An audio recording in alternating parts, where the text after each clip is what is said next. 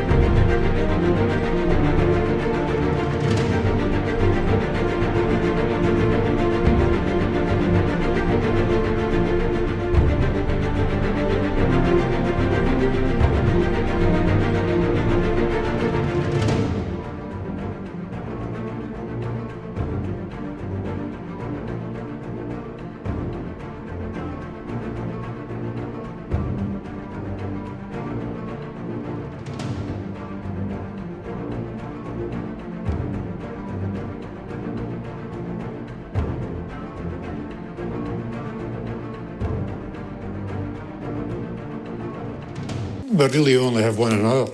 The US country bands The Chicks have said they are shocked and saddened by the death of the founding member Laura Lynch following a car accident. They first rose to prominence under their original name of the Dixie Chicks. And in sport and in the Premier League, Luton Town beat Newcastle 1-0 at Kenilworth Road, while Bournemouth beat 10-man Nottingham Forest 3-2 today. And Burnley are off the bottom of the table after a 2-0 win at Fulham. LBC weather, cloudy and windy overnight for most parts of the UK. The rain is expected to affect mostly western areas, and we'll see an overnight low of 12 degrees. From Global's newsroom, for LBC, I'm Tim Daly. This is LBC from Global, leading Britain's conversation with Nick Abbot. You're joking.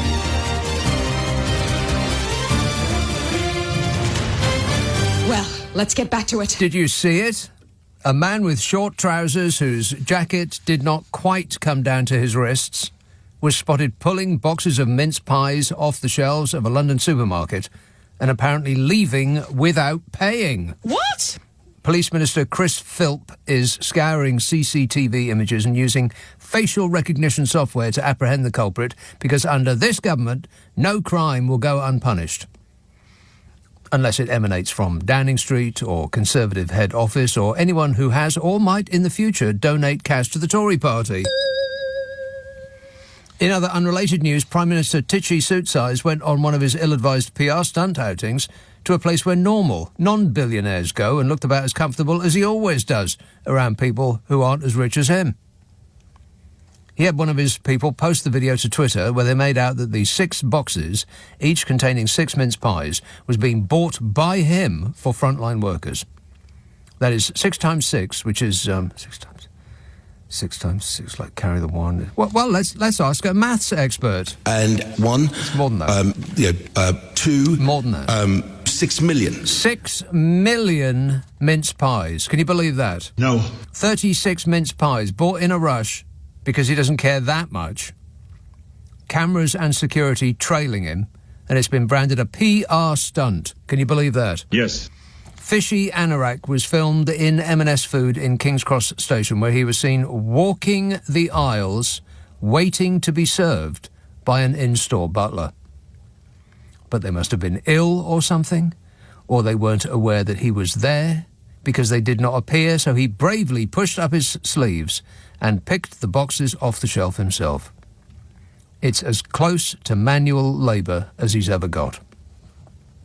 According to the press, he picked out and purchased 6 boxes of mince pies. Well, we saw the video of him picking them out, but not actually paying for them. Maybe he doesn't want that bit on film, as he hasn't quite got the hang of credit cards yet.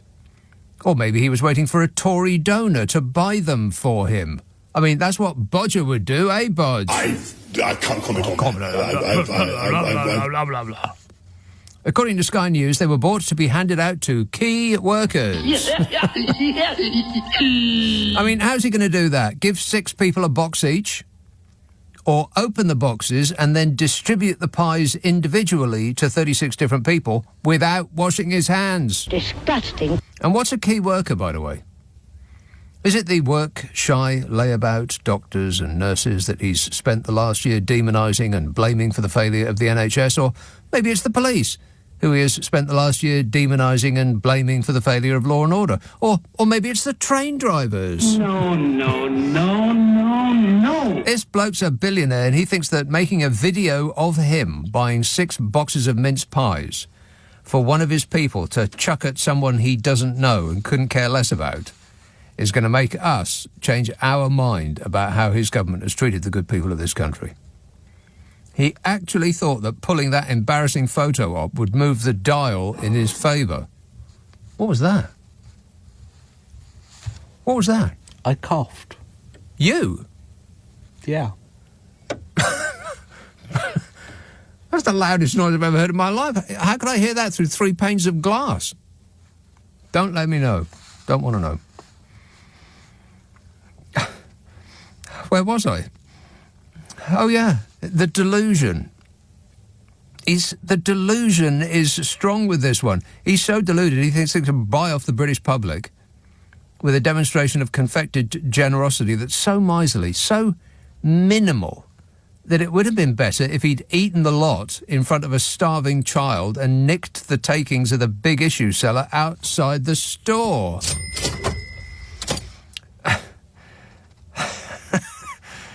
I mean, at this point, the nation wouldn't think any worse of him.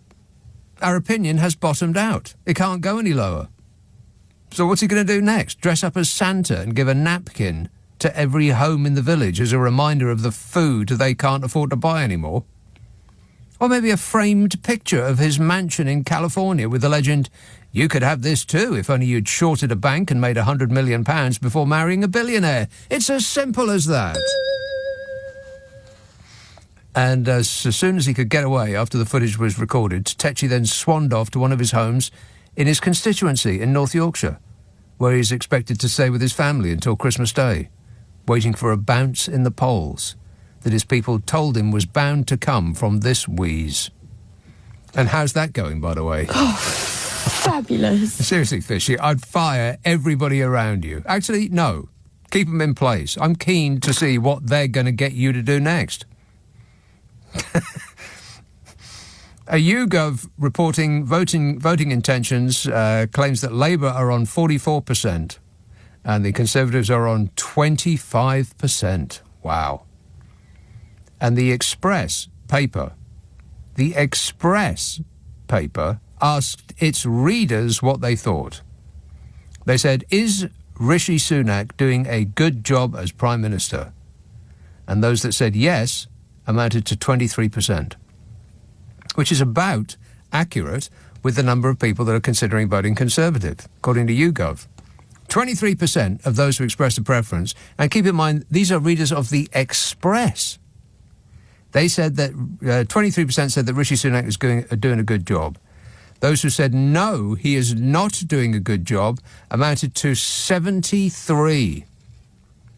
Now, I'm not very good at maths, but I think that 73 is a bigger number than 23. I'm going to stick my neck out. Those that said amounted to 4%. Almost no one at all. Practically no one at all has yet to make their mind up about how fishy Sunak is doing.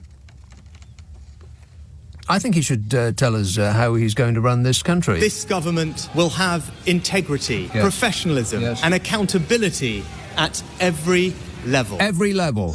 Yeah. It's just, I mean, I could be appalled, but I've decided to be amused. How about you? 0345 6060 973. Archie texts, how did Fishy reach up to the shelves? I don't know. Maybe he takes his own steps with him. It's bizarre. I mean, for a man that's that small, he doesn't seem to be able to find anything that fits him at all. I mean, for a bloke that's worth that kind of money, you'd think he'd be able to afford to go to a tailor. Absolutely nothing that man wears fits him. His shirts are too tight, his trousers are too short, his sleeves don't go anywhere near his wrists. They barely cover his elbows. Something seriously wrong there. Maybe he's trying to start a trend. So primary school look. Mike texts, I saw the Blair Witch Project late at night at Glastonbury. The open-air cinema was set up in the woods. Intense walk back to our tent that night. Yeah, I bet. We were talking about this last night, about the about cinemas and how bad they are because of people. I've met people. Awful. I'm not keen. But so my idea is, and it's more strongly rooted every time I go to a cinema, is I'm never going to a cinema again. I'm going to watch all of my films at home in the squalor of my own front room, and that's that. But there are some things that are better watched with an audience, just as long as the audience can behave itself and put its blooming phone away and stop talking and rustling crisp packets and, having a sensual interface in the back row. Disgusting. And scary movies is one of them. I remember watching the Blair Witch Project, and it was the most uncomfortably scared I've ever been in my life. I just wanted it to be over. But anyway, that's what we were talking about last night. Tonight, well, I've got absolutely no idea.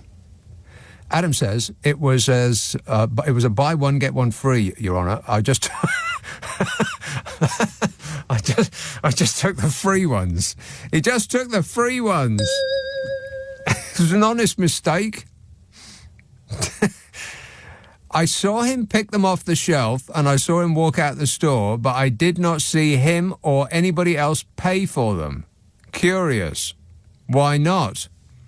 I saw the muscle that was accompanying him, though. Not his, of course. There's like this wall of meat that was surrounding him in the mince pie section. You can believe that.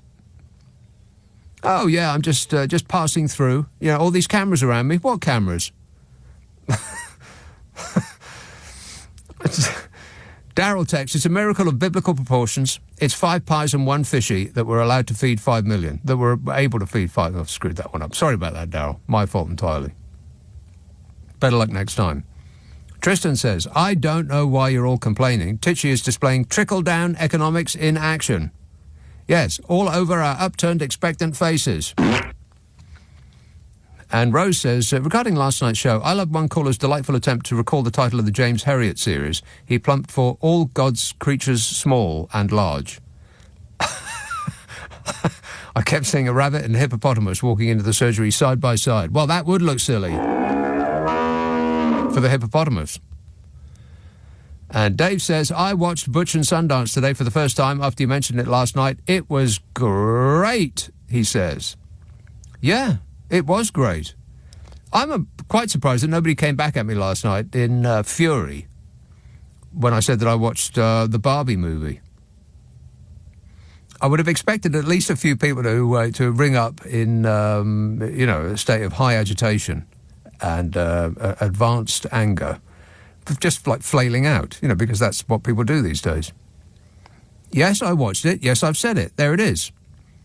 And I was amused. I didn't quite know what to expect.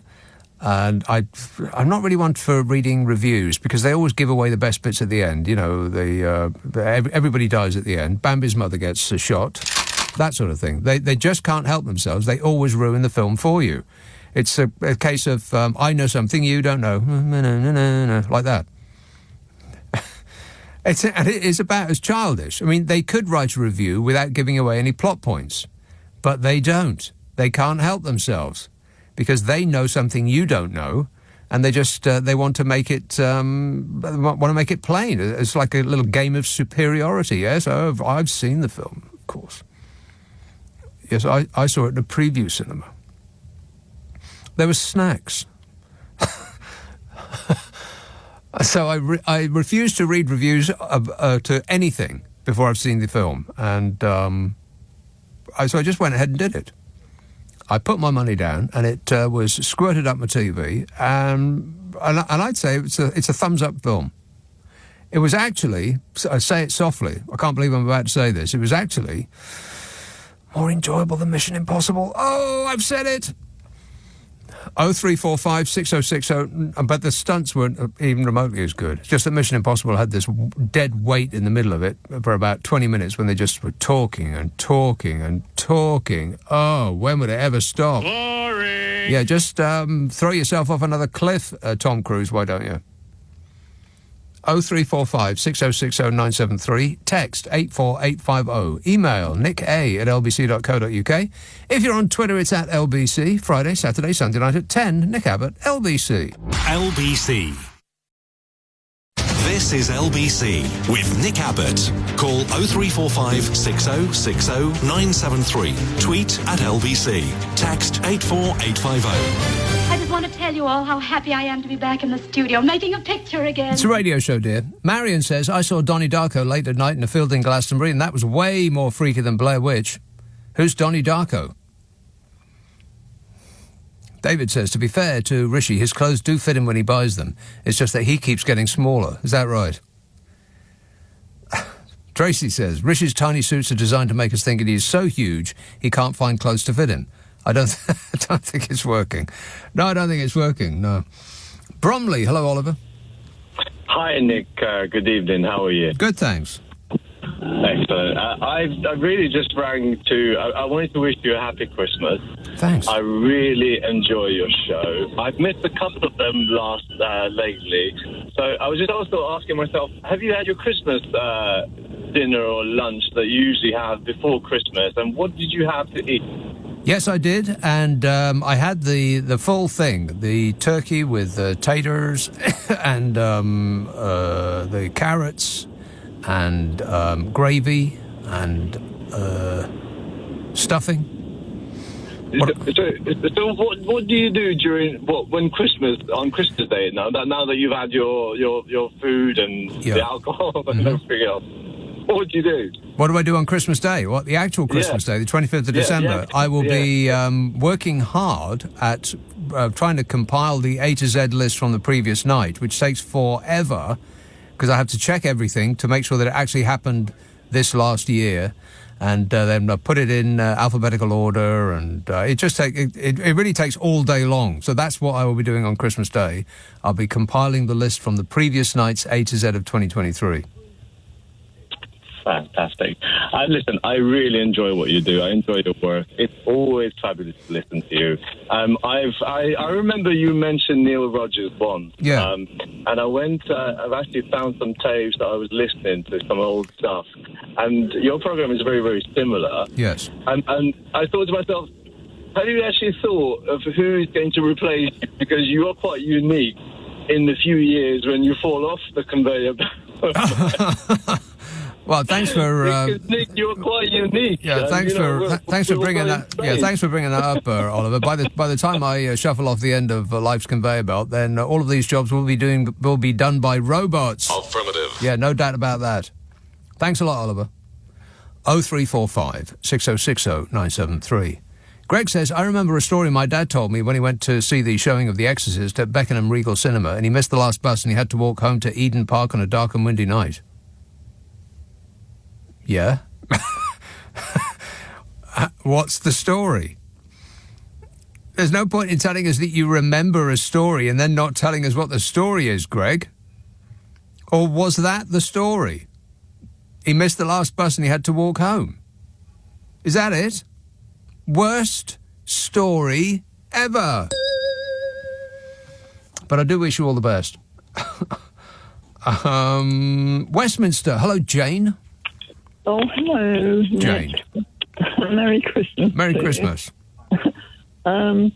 Yes, I remember when I was a very poor child in the 19-whatevers, and my dad used to come home from work on Christmas Eve with a turkey from his employer. Oh, yeah. What was his employer? Well, he was in engineering, actually. Oh, right. Not a butcher, no. No. So all the staff were given a turkey, and I think I even got a bottle of wine or something as well. Wow, that sounds positively Dickensian. Yes, and that was in the 1970s. The 1970s, yeah. When it took about 3 weeks to cook a turkey, didn't it? It did in those days. Yeah. You put it in overnight, didn't you? And what have you. But anyway, it was all exciting because, we knew that on Christmas Eve... Mm-hmm. You had to kill a turkey. Bruce was going to come with everyone. be flapping about your house like feathers everywhere, yeah. Yeah, I mean, we didn't have any money. We didn't have any salaries. We need to get a turkey. Yeah. But anyway, what I'm saying is it's better than Mr. Billionaire giving out a mince pie. Exactly, yeah. Who does he think he's kidding? All right, well, thanks for that, Jane. Thanks for walking us down memory lane. Ed says, I expect the mince pies Fishy distributed were past the expiry date and filled with sawdust. No, I'm sure they were just fine. What we don't know, or what I don't know, perhaps I missed the end of this story, is where they went. What is that noise? Why are you bleeding into this studio? I mean, the mic is up. You'd think that all speakers would be off. So why is there a noise coming from next door?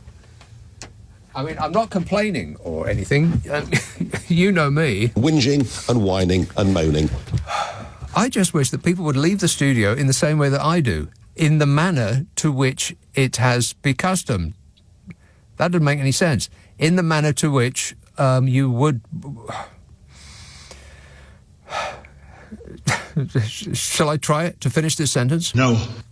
I just wish people would do what I do and leave the studio the way they find it, rather than screwing around with it and mucking up all the controls, like setting traps for whoever follows. It just happens so often. It's kind of annoying. But I'm not one to complain. Simon says, the last time I went to the cinema was to watch Dumb and Dumber. Why would you do that? The last good film ever made was LA Confidential. That's just completely untrue. All we seem to get today is remakes of remakes. Well, that is true. Talking to my mate today at football, we went to see Wonka, and I understand it is a remake of a remake. Aren't there any more original ideas these days? No, apparently not. They just aren't. They're flat out of ideas. And I think that once this Marvel Universe nonsense, this kiddie fest at the cinemas, reaches its expiry date, which I think must be around about now, surely, then they're just going to be bereft of films. They can't think of anything new. If it hasn't got some sort of superhero element, and it's all CGI and it's monsters and, dragons and cars that fold out into spaceships or whatever the hell it is, I've got no idea, then they haven't got any ideas anymore. It's kind of embarrassing, really. Which makes it, good that just every now and again you might get like 2 or 3 films a year. Now, I'm not talking about art house stuff that nobody goes and sees. I'm talking about, mass market entertainment. Now, I haven't seen Oppenheimer, but I bet it's that would fit that category. And I have to say it, I'm going to mention it again, Barbie also fits that category. Because it was mass market entertainment, but it was actually entertaining and it was new. I mean, okay, it was based on a doll, but there was nothing that had come before that was remotely like it, as far as I'm aware. So they should be congratulated for, thinking up something novel. Well done, we appreciate it. Thank you. Anyway, he says, the last time he went to the cinemas to watch Dumb and Dumber. I don't understand that at all. Was it by mistake? And Chris texts, regarding Rishi's short trousers, there is no VAT on children's clothes. He's saving $1 or $2. Well, that's the thing about billionaires, is they just absolutely hate spending money. Can't stand it. Let's have, let's wait along this one moment, please. York. Hello, Jan. Hello, Nick. How Jan, are you tonight? I am great, mate. That's good. Nick, things are looking up. Are they? Yeah. We've finally got a decent Christmas number one. Oh, the Wham thing. Don't you think? No. It's Christmas, you gave me your heart, but the very next day you took it away. It's a sad song. I mean, I don't know any of the other lyrics. I don't really listen to lyrics, but I'm aware that the whole nature of the song is he gave his heart to somebody, and the very next day they took it away, leaving him heartless and bereft. Very sad, but I like it. Right. And it's, you think of all the rubbishy songs that we've had at number one at Christmas, don't you?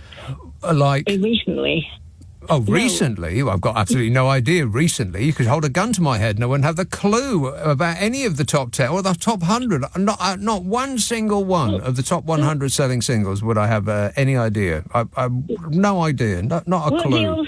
What the old silly ones, not proper.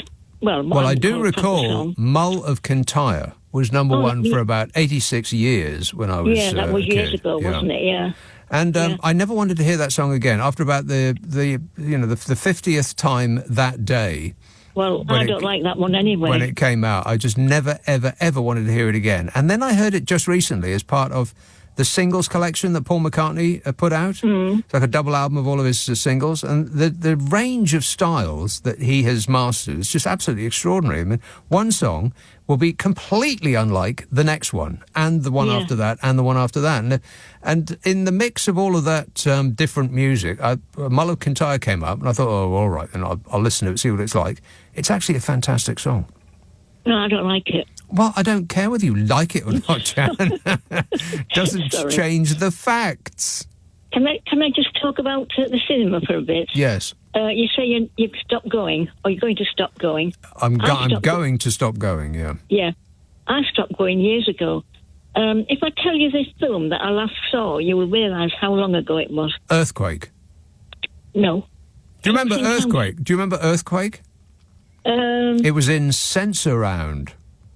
Not really. Yeah, no. the entire cinema shook. Really? Yeah, it was 4D, baby. I must have missed that one. No, the one I saw was Close Encounters of the Third Kind. Ah. Now, that was years ago, wasn't it? It was, very, very long time ago, yeah. About 40 years. And that put you off forever? Well, you used to go home smelling of cigarettes, didn't you? Yes. And there was always some twit behind you, kicking your seat. Oh, makes me mad. Why do they do that? I don't know, because they're morons, Jan. Wherever you go, you're always surrounded by morons. I mean, it was bad enough then, but that was before people had phones, so God knows what it's like now. Dreadful, yeah. Awful. So I think you've made the right decision. I think so too. Enjoy it. Never mind about the cinema, yeah. I have seen Apocalypse Now. And I know you're always saying that, who hasn't seen Apocalypse Now. Yeah, who hasn't seen Apocalypse Now? Well, I've seen it. And? And the reason I saw it was because I liked Martin Sheen. Right. And that's the only reason I watched it. But what did you see Martin Sheen in before you saw Apocalypse Now? Well, he used to be on TV a lot, in a lot of series, Oh, you mean you've seen Apocalypse Now recently? No, I saw it about 25 years ago. Or 45 years ago. Long time ago. Right, okay. Well, he wasn't... Martin Sheen wasn't on TV long before... He was. I don't think so. He was. I don't think so. I think he was. And I didn't see it at the cinema. I bought the video. You remember videos, don't you? Yeah, of course. You always have to rewind them before you take them back to the shop. Oh, you bought That's it? Right. I actually bought it, yeah. Anyway, that was the reason I watched it, and I didn't really like it. Oh, come off it, Jan. Are you joking? I love the smell of napalm in the morning. How can you not like that? No, I didn't really like it. And didn't Martin Sheen have a heart attack when they were making it? Yeah, I think he did, yeah. It was a terrible time that they had making that film, yeah. But what an absolute classic, despite you poo-pooing it, Jan. No, I wasn't really keen. Right, OK. Well, try it again, because you just never know. You might have been in the wrong mood. You might have been in one of your famously bad moods, Jan. Gotta go. 0345 6060 973, text 84850, email nick@lbc.co.uk, and if you're on Twitter, it's at LBC, Friday, Saturday, Sunday night at 10, Nick Abbott, LBC. It's just past 10:30, the news headlines with Tim Daly. Nick Abbott on LBC. Call 0345 6060 973. I really like you. Do you like me? Yeah, sure, why not? I should remind you at this point that the A to Z of 2023 starts in 23 and about half hours, something like that. It's at 10 p.m. tomorrow night, 10 o'clock, Christmas Eve, the A to Z of 2023 starts. Now, if you've never heard that before, I do this every year, and the idea is each letter gets an hour, and we try to get all of the things that pertain to this last year in that 1 hour.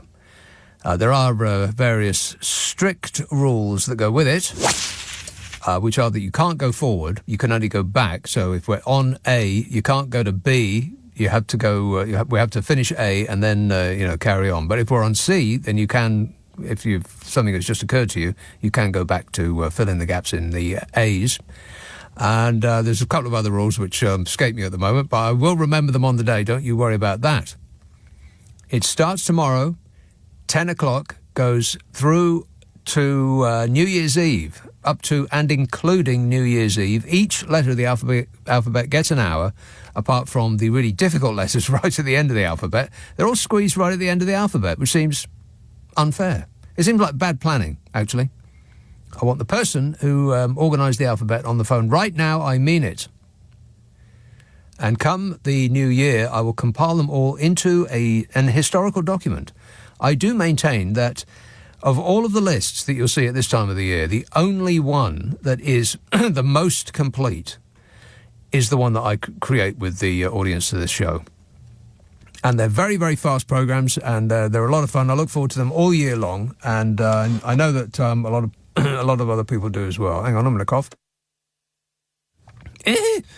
So, 10 o'clock, tomorrow night, the beginning of the A to Z of 2023, with me, Nick Abbott, on LBC. Cambridge, Hassan. Hi, Nick. I've been watching some pictures that have been coming out. Keir Starmer did a photo of him and his wife, and they photoshopped it to shrink her so that he looks much taller than he is. And I wish I had that idea, because both my sons are taller than me, and I wish I'd done that to their pictures. So I looked tall and majestic.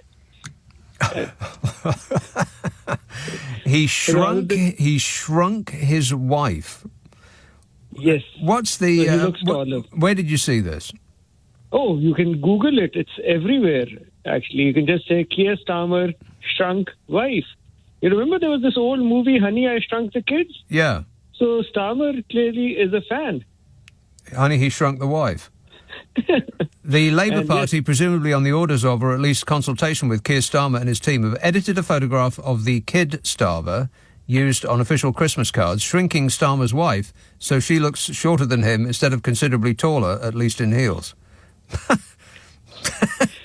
No.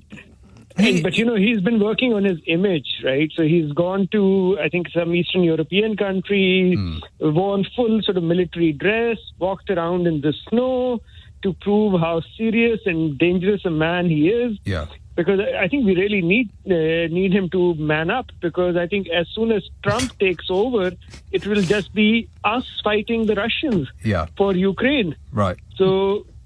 That's why I think we need a very belligerent Keir Starmer. Belligerent, yeah.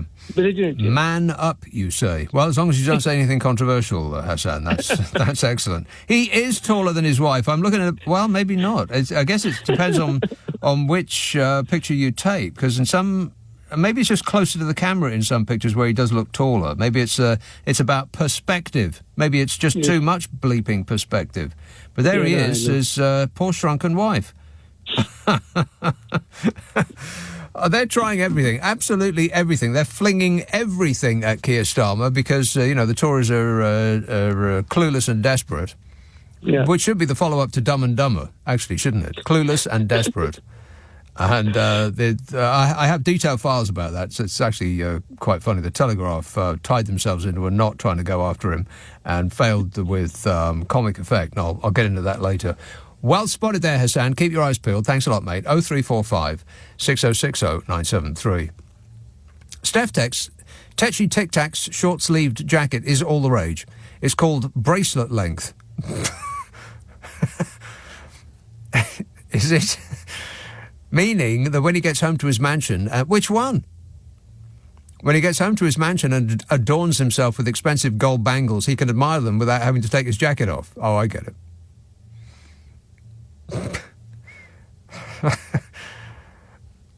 Well, he likes to treat himself well. He likes to, every now and again take himself out to dinner and buy himself some jewellery. It keeps the love fresh. Mike says, following his performance at the petrol station, we know that Sunak can't use a bank card. I therefore deduce he did not pay for the mince pies. Therefore, I think we, the taxpayer, did. Sunak Sunak can shove his mince pies under his undersized suit sleeves for all I care, said Mike. Phew. I didn't know how that sentence was going to end. I think we got away with it there. Well done there, Mike. Excellent work. 0345 6060 973. Yorkshire, Mike. Hi, Nick. Yeah, you were talking about cinemas and better at home. Well, I'll give you an instance which could not have happened at home. I went to the second British showing of The Exorcist at the Odeon Leicester Square. Oh, yeah. And I don't know if it still has, but at the time it had stalls and a circle, like a second deck. Anyway, Exorcist comes on, and you get the projectile vomiting, and people were struggling a bit with that. And then the head rotate 360. Yes. Well, people started throwing up in the aisle. Oh, you've got to be kidding. But really? No, really, absolutely compounded truth. Heading for the exits and puking on the way. But what got me was a bloke about 6 along, front row of the circle, stood up, leant over the circle, and vomited. Well, he didn't want to get any on his shoes, did he? So you've got to make sure you get it over the edge. Yeah. And all I could think of was the poor dopes in the cheap seats down below. And I started laughing. And when you get a fit of laughter and you just can't stop. My wife's hitting me, and my mate on the other side hitting me saying, "Shut up, you're showing us up." Yeah, exactly. And I couldn't help it. I just got this vision of what had happened. Wait a minute. You're up to your ankles in hot vomit, and you're the one that's spoiling it for everybody? Well, it was the laughing. It was the fact everyone else was groaning. Yeah. And I was laughing that seemed to cause the problem. But sometimes you get in the fit of starting to laugh and you just can't stop it. Well, there's nothing funnier than a room full of sick people. You should try to go into A&E, once in a while, Mike. When you need cheering up. Something like that. I know your show is not normally about veterinary advice, but you've been talking about the mince pies so much. Yes. I just want to say mince pies are poisonous to dogs. Are they? So please don't let Granny give the dog the mince pie. No, don't give it to the dog. Well, you can't give chocolate to dogs either, stupid dogs, but if you leave them with it, they'll eat it. How daft are they? Yeah, they're not particularly bright, but no, anything that comes from grapes or raisins is poisonous to dogs. So don't give it. Is that a fact? Uh-huh. Yeah. Right. Well, now you know. The stuff you learn on this show. Educational, no? No. No. All right, thanks a lot, Mike. Cheers, mate. Oh, now we all feel ill. 0345 6060 973. Simon says, reference going to see Dumb and Dumber. It was because the girl I was going out with at the time wanted to see it. Obviously, we're not together anymore, says Simon. He was trying to make up for his, past indiscretion on this show. He's trying to, excuse his behaviour. And I'm not sure that anybody's buying it, Simon, actually. Let's see now. Merthyr Tydfil. Hello, Jeff. Hey, Nick. How are you doing, sir? I'm great, mate. Last Sunday, I went on that Koomsburg woman was interviewing this moan woman. Oh, yeah, moaning. Hey, Michelle, stop moaning.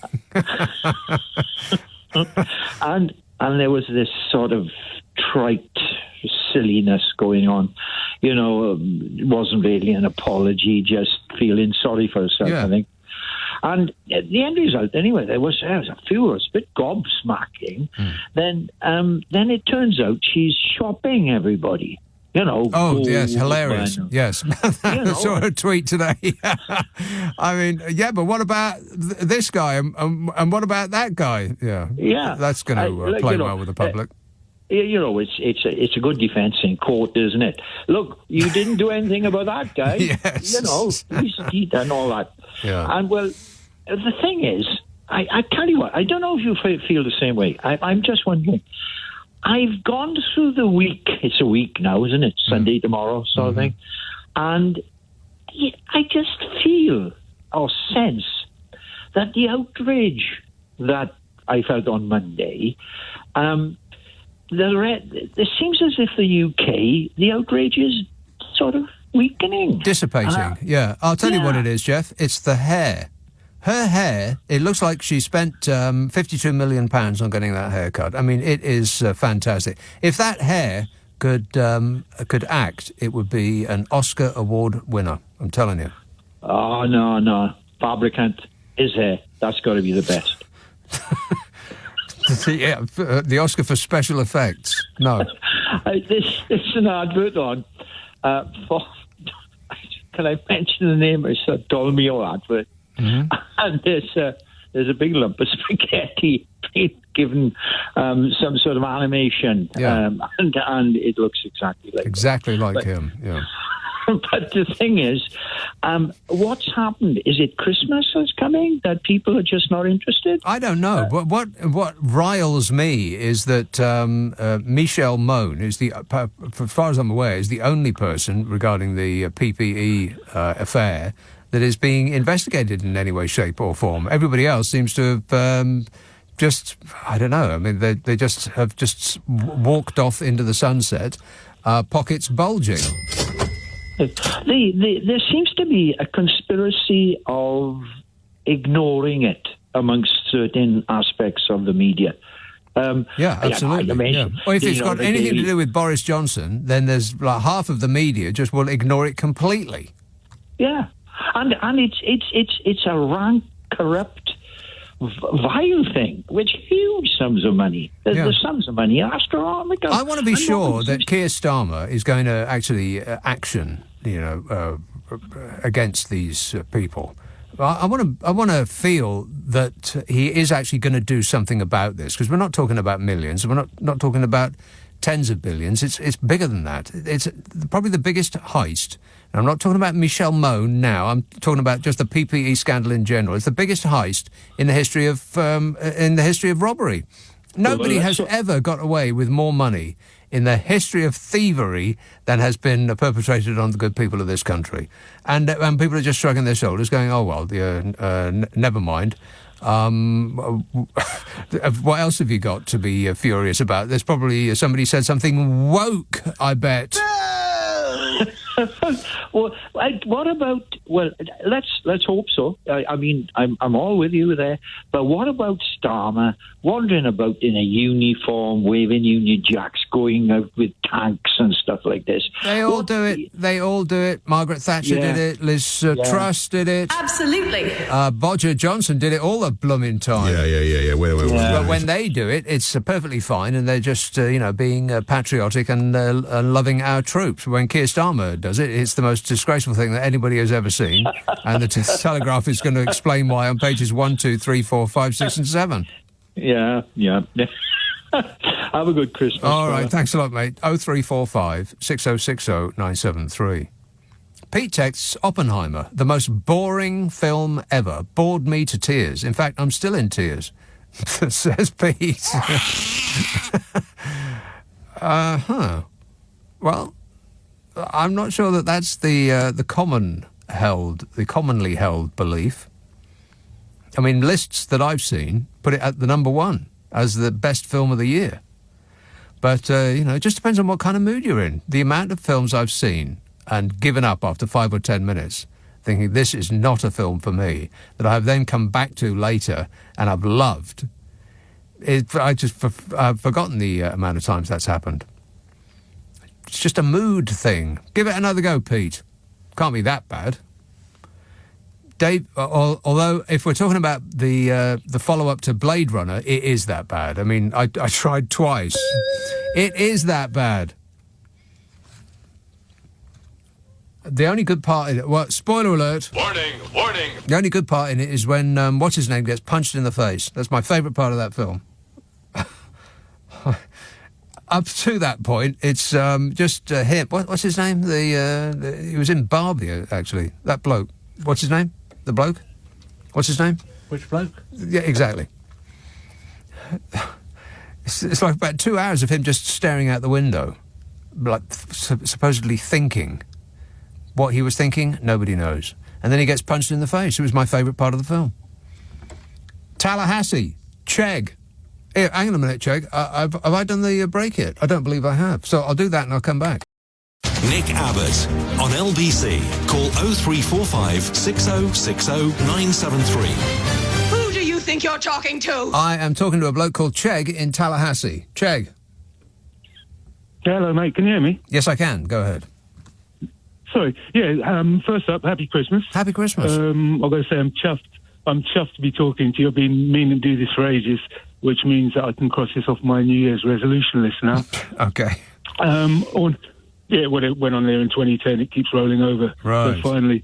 But I wanted to talk to you about my bird problem. You have a bird problem? I actually live in Mallorca. I had a bird problem, yeah. Right. I live in Mallorca. I'm just visiting family in the States now. I had a bird problem. I went out, I was cleaning my balcony one day, and I saw something in a plant pot in the corner. Mm-hmm. And I was like, what is that? It looked perfect. So I called up a friend of mine, Booby, she lives in Bath, and I described it, and she goes, it's an egg. It was a bird's egg. And I picked it up. I was like, it doesn't feel like one. She goes, put it back down. Put it back down. There should be two. Don't touch it. Don't touch it. How much does it weigh? What size is it? And I gave her a description. And she goes, you can have some beautiful birds. You can have 2 of them tomorrow. And you'll have some beautiful birds, blah, blah, blah. So I put it back. Went back the next day. There were 2 eggs. Brilliant. Forgot all about it. Was walking past one night. And I saw a silhouette. From the street light of a bird sitting there, so I pulled back the curtain, took a look, and there's a dirty, great big stinking pigeon. And eventually they hatched. And you're right, I agree with you. Pigeons are the ugliest birds. The ugliest young things in the history of animals. They really are just... absolutely. Imagine the ugliest thing you can possibly... They're like aliens, aren't they? Absolutely, yeah, they are. They were there, so I called my friend and said, it's a pigeon. She goes, leave it, it's nature. So I allowed it. Thing is, the pigeon sitting on it, it pooped every day. It was a mountain grew up next to the flower pot. And eventually the eggs hatched 2 ugly chicks, really ugly, and they couldn't fly, and they were pooping all over the place too, so I had like a massive amount of poop. And eventually they left. So I thought, let me clean up. I went to the shop, bought some stuff to clean up, went back, 2 more eggs in the pot. Oh. So I said to my friend, no, I've got to get rid of them. She goes, no, it's nature. Let it sit. Nature. 4 times. I had 4 sets of eggs before I could actually clean up. I've never seen a pigeon's egg in my life. In fact, you don't ever see young ones, to the point that I was stunned when I saw what a young one actually looked like. Well, that's a beautiful story. Can I just say, your man from Oldham, what's his name, Raj?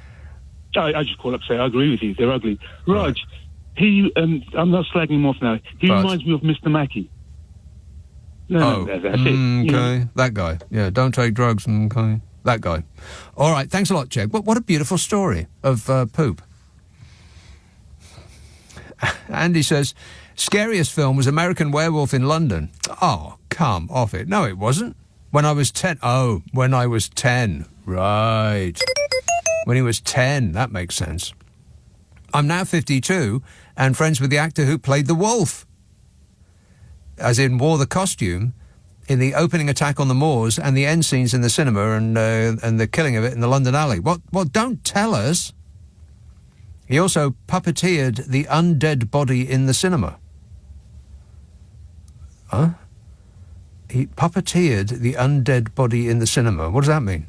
The wolf costume is now with a collector in the States and has recently undergone some restoration as the latex face has degraded. Well, I could... there's a lot of people. There's a couple of people that we've mentioned on this programme already whose latex faces have degraded. Maybe that's where all the money went.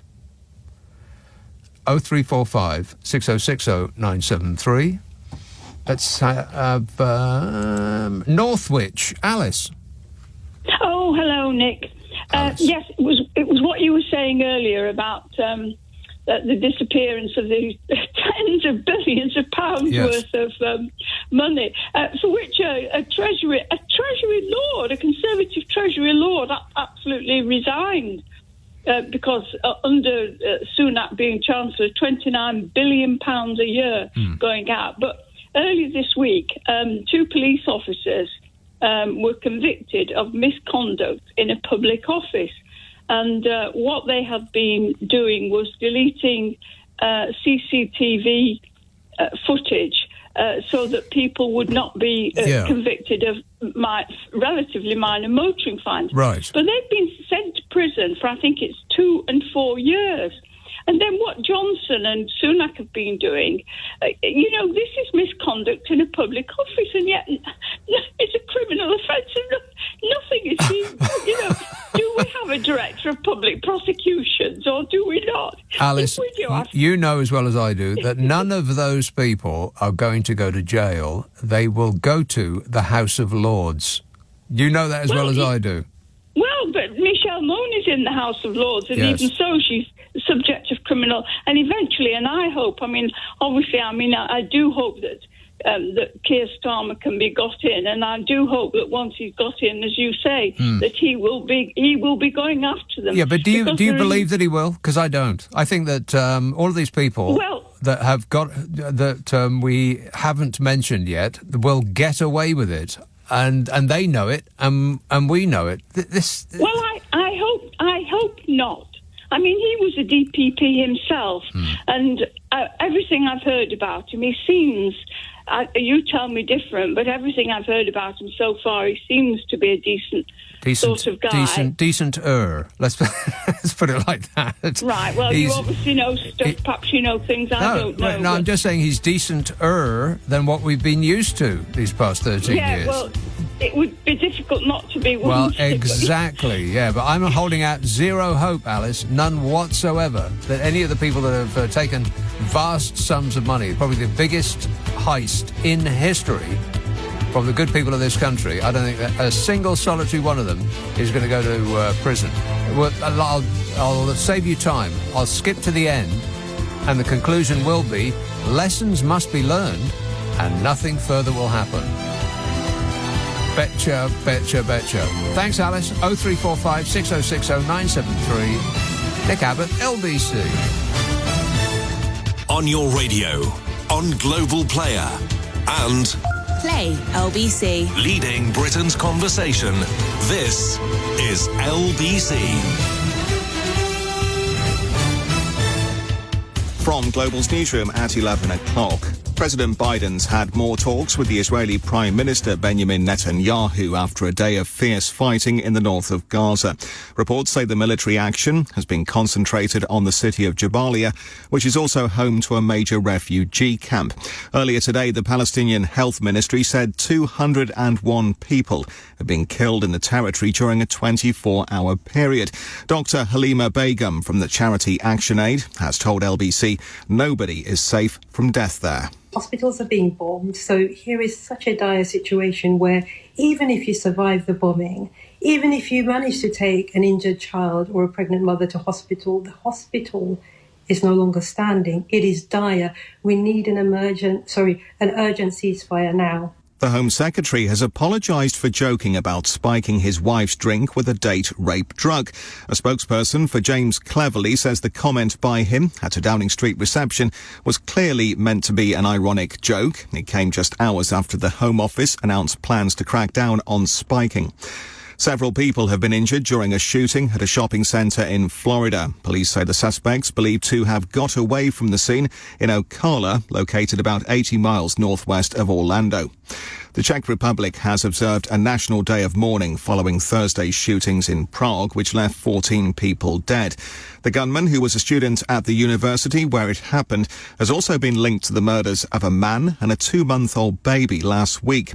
Simon Trantina is the foreign news editor at the Czech news channel CT24. There has been vigils, there are memorial spots at the Faculty of Arts and the headquarters of the Charles University. The ground there is flooded by candles, by flowers. People come there, they lay objects, they hug, they cry. I've been there, I've seen it. It's very sad for them. It's very difficult to deal with. And the country band The Chicks, previously known as the Dixie Chicks, have announced the death of its founding member, Laura Lynch.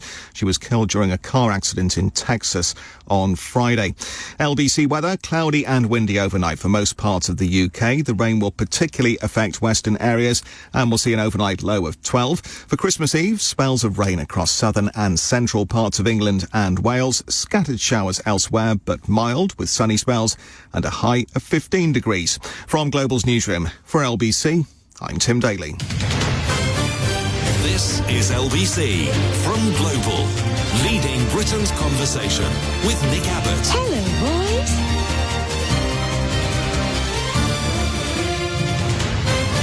Hi, honey. How are you? I'm super. Thanks for asking. Dave texts, my dad said they've used up all the films and we won't have any more until they start planting them again. We'll just have to keep using the old ones over and over and over again. Well, that's okay. I wouldn't mind that so much, really. I mean, there's plenty of films that I would enjoy seeing again and again and again and again and again.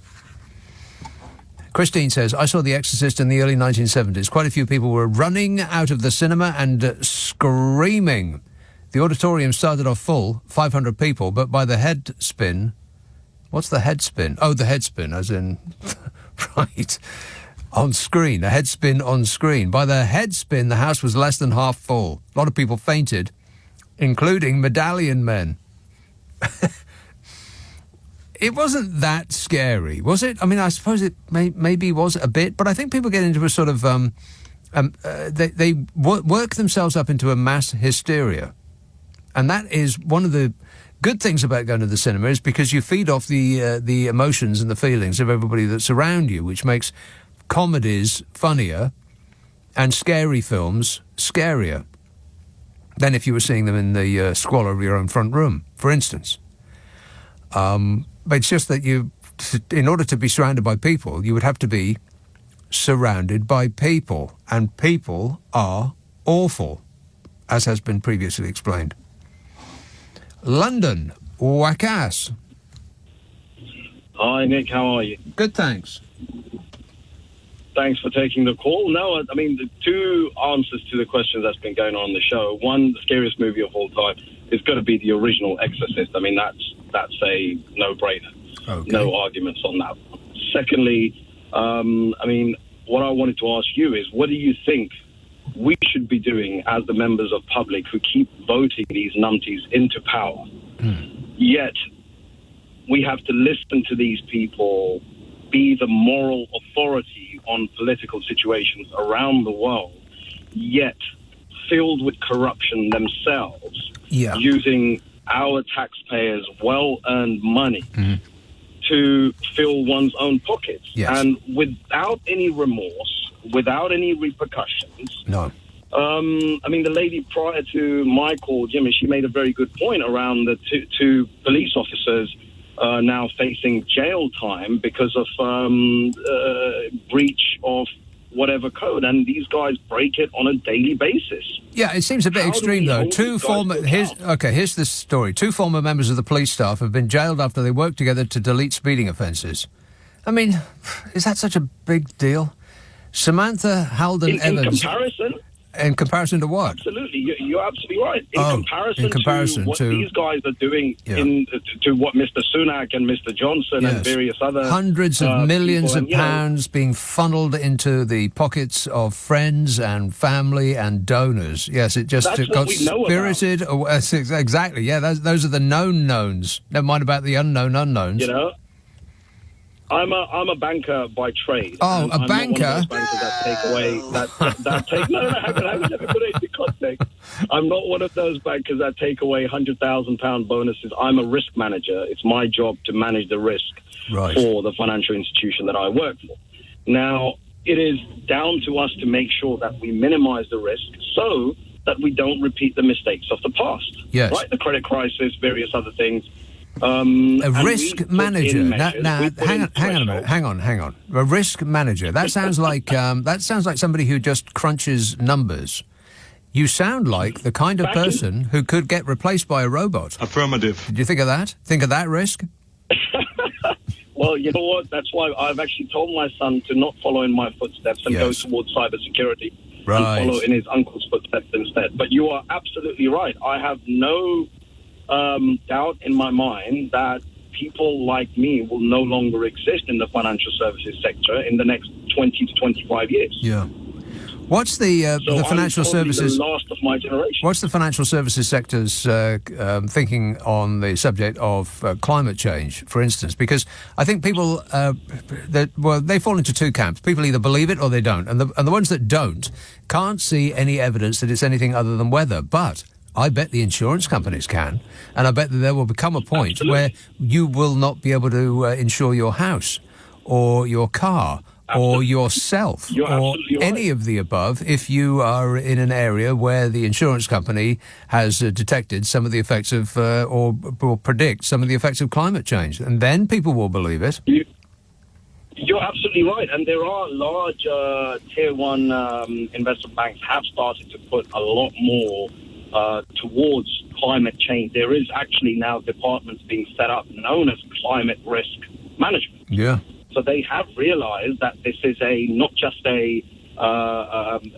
something that carries an impact for all of us, but also a reputational side of things, because they want to be seen as the ethical providers of financial services, and one of the ways they can do that is by putting climate risk at the top of the agenda. Yeah, they can colour their logo green. Yeah, I get it. But that's neither here nor there. That's just greenwashing. That is. That's making out like they care. It's all about the money, honey. And insurance companies aren't going to insure people who they think have an asset, which includes themselves, that may be affected by climate change, whether you believe in climate change or not. It's going to hit home to a lot of people really quickly, I bet you. I mean, everything comes back down to money, and I mean, if we go down to the most talked about topic in British politics and around the dinner table or whatever have you the past few years has been Brexit. Now, majority of the politicians that pushed Brexit are the ones who have stood to gain ridiculous amount of money. That's right. Well, they bet against the British economy. Of the UK. Right, they bet against the British economy, at the expense of the British economy. And they coined it in when the rest of us lost. I know. And then, in a large number, they left the country to go to live in some hellhole tax haven abroad. But thereby showing their patriotism. All right, thanks a lot, Wakas. A banker... Yeah, this seems a bit extreme to me. 2 former members of police staff have been jailed after they worked together to delete speeding offences. The pair deleted information which meant that drivers avoided penalties for speeding. The conspiracy came to light after a burglary when messages on a mobile phone were traced back to Halden Evans, who was one of these individuals. Messages on a mobile phone? Well, then you should have gone with the Rishi Sunak defence. What messages? I don't recall. I just don't remember. I don't recognise that fact. I have other numbers. Just any of the above would do. These men shouldn't be in jail. They should be in the House of Lords. Here's Swindon. Carrie. Oh, hi there. I got a story to tell you about a film I went to see, City of the Living Dead, right? I don't know if you've heard of it. The City of the Living Dead. No, right, I have okay. not heard of it. It was in Eastville in Bristol, and it was like a rough cinema, right? It was Rough? back in the 80s. Did you say rough? Yeah, rough, Eastville. And there was me and my brother sat at the front, another guy that was like a film buff, and at the back was 2 rows of teenage kids who just made loads of noise, running around, jumping over the seats, doing everything, right? Morons. Morons. We're surrounded by morons. But halfway through the film, when the zombies start coming, it really gets the atmosphere, right? And all of a sudden, they all sat down, completely dead silence, and a whole cinema.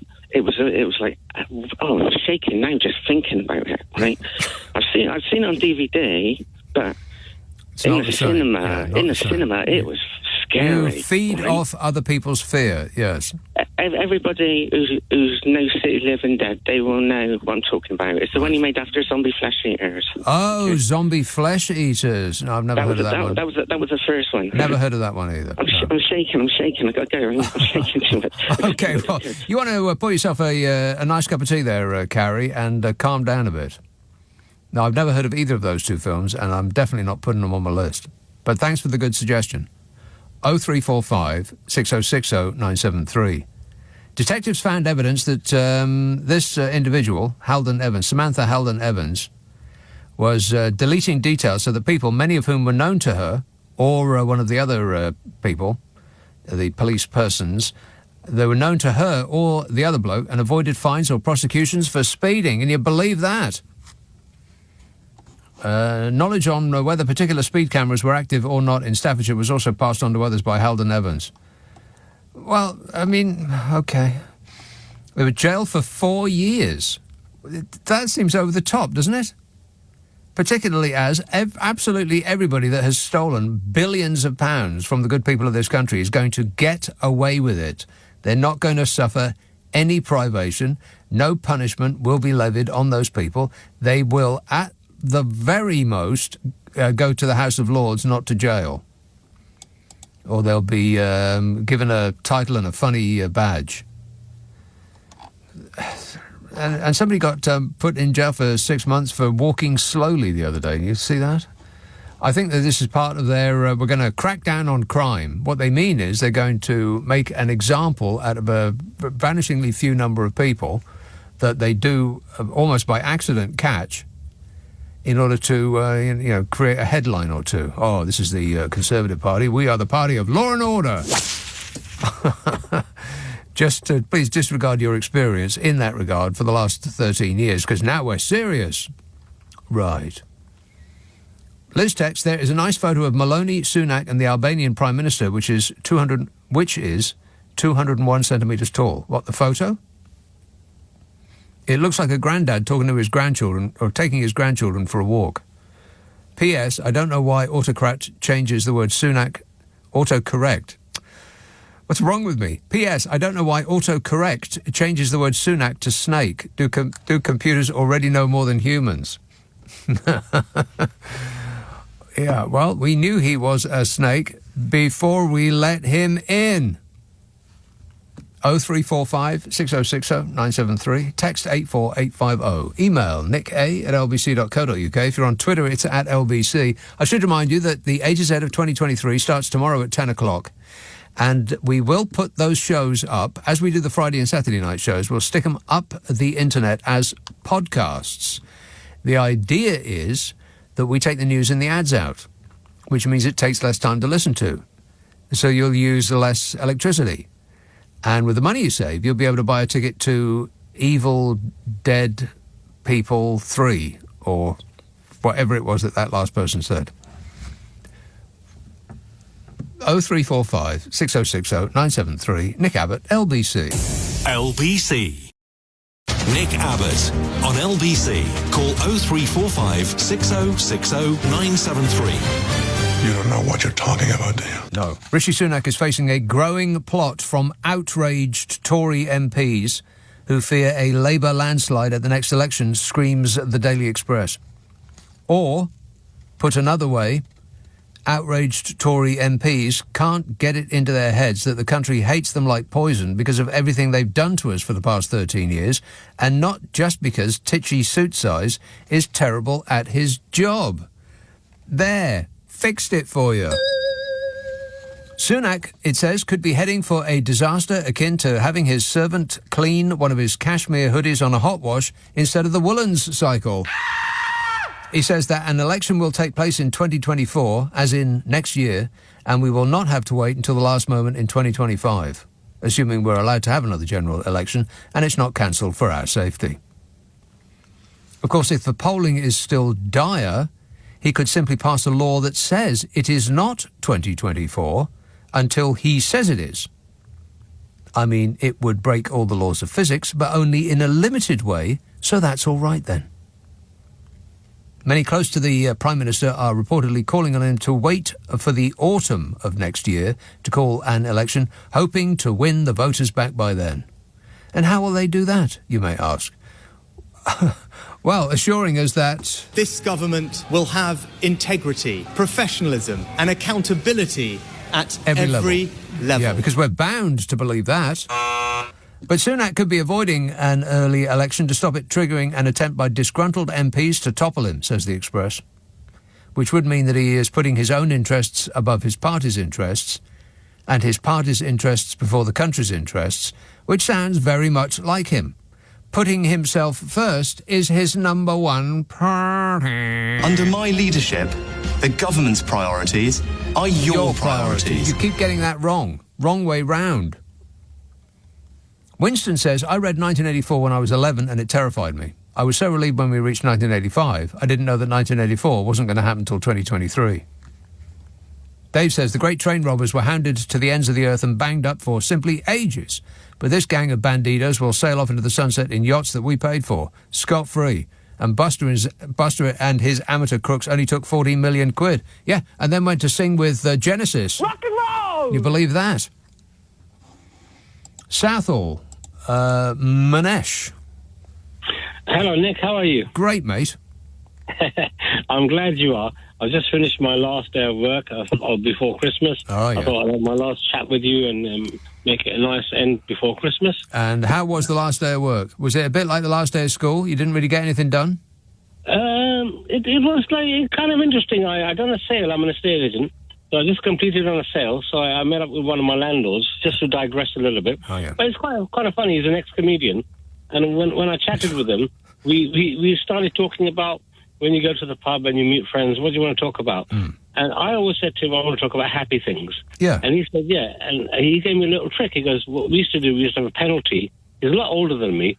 Because anyone who mentions anything sad or about their knee injury or their hip injury, they'll have to put 5p in the pot that goes to all the drinks. Yes. Well, you'd have to put a little bit more in there these days. I don't think that 5p will really go very far, even in Southall, Manesh. I know, and considering what's happening with the Michelle Moores of the world, it's just negligible. But that's not a bad. That is not a bad trick. That, I mean, it's the same kind of thing that me and Carol. I do a podcast with Carol McGiffin. Yeah. And we came up with an idea of a safe space word that you yell out when you're about to have an argument. And I think this might be worth repeating at Christmas time, because you're going to be sitting around a table, quite possibly with family members who you haven't talked to in a good long while, and some of them might be, a bit ranty.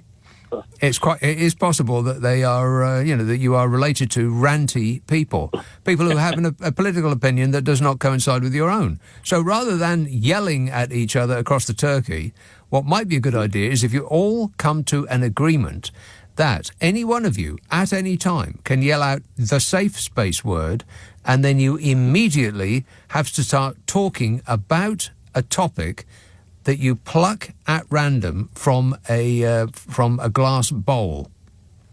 Everybody at the beginning of the evening has to write down a topic that they would not mind talking about, that's, happy and pleasant and so on, like trees or, birds or stuff like that. And you fold it up you fold up that piece of paper with that topic on, you put it in a glass bowl or a tin bowl, doesn't really matter what it's made of, but, some sort of receptacle. And if somebody yells out the safe space word, then you instantly have to pick out a topic from that receptacle, and everybody has to start talking about that and drop the thing that caused the panic in the first place. Isn't that a good idea?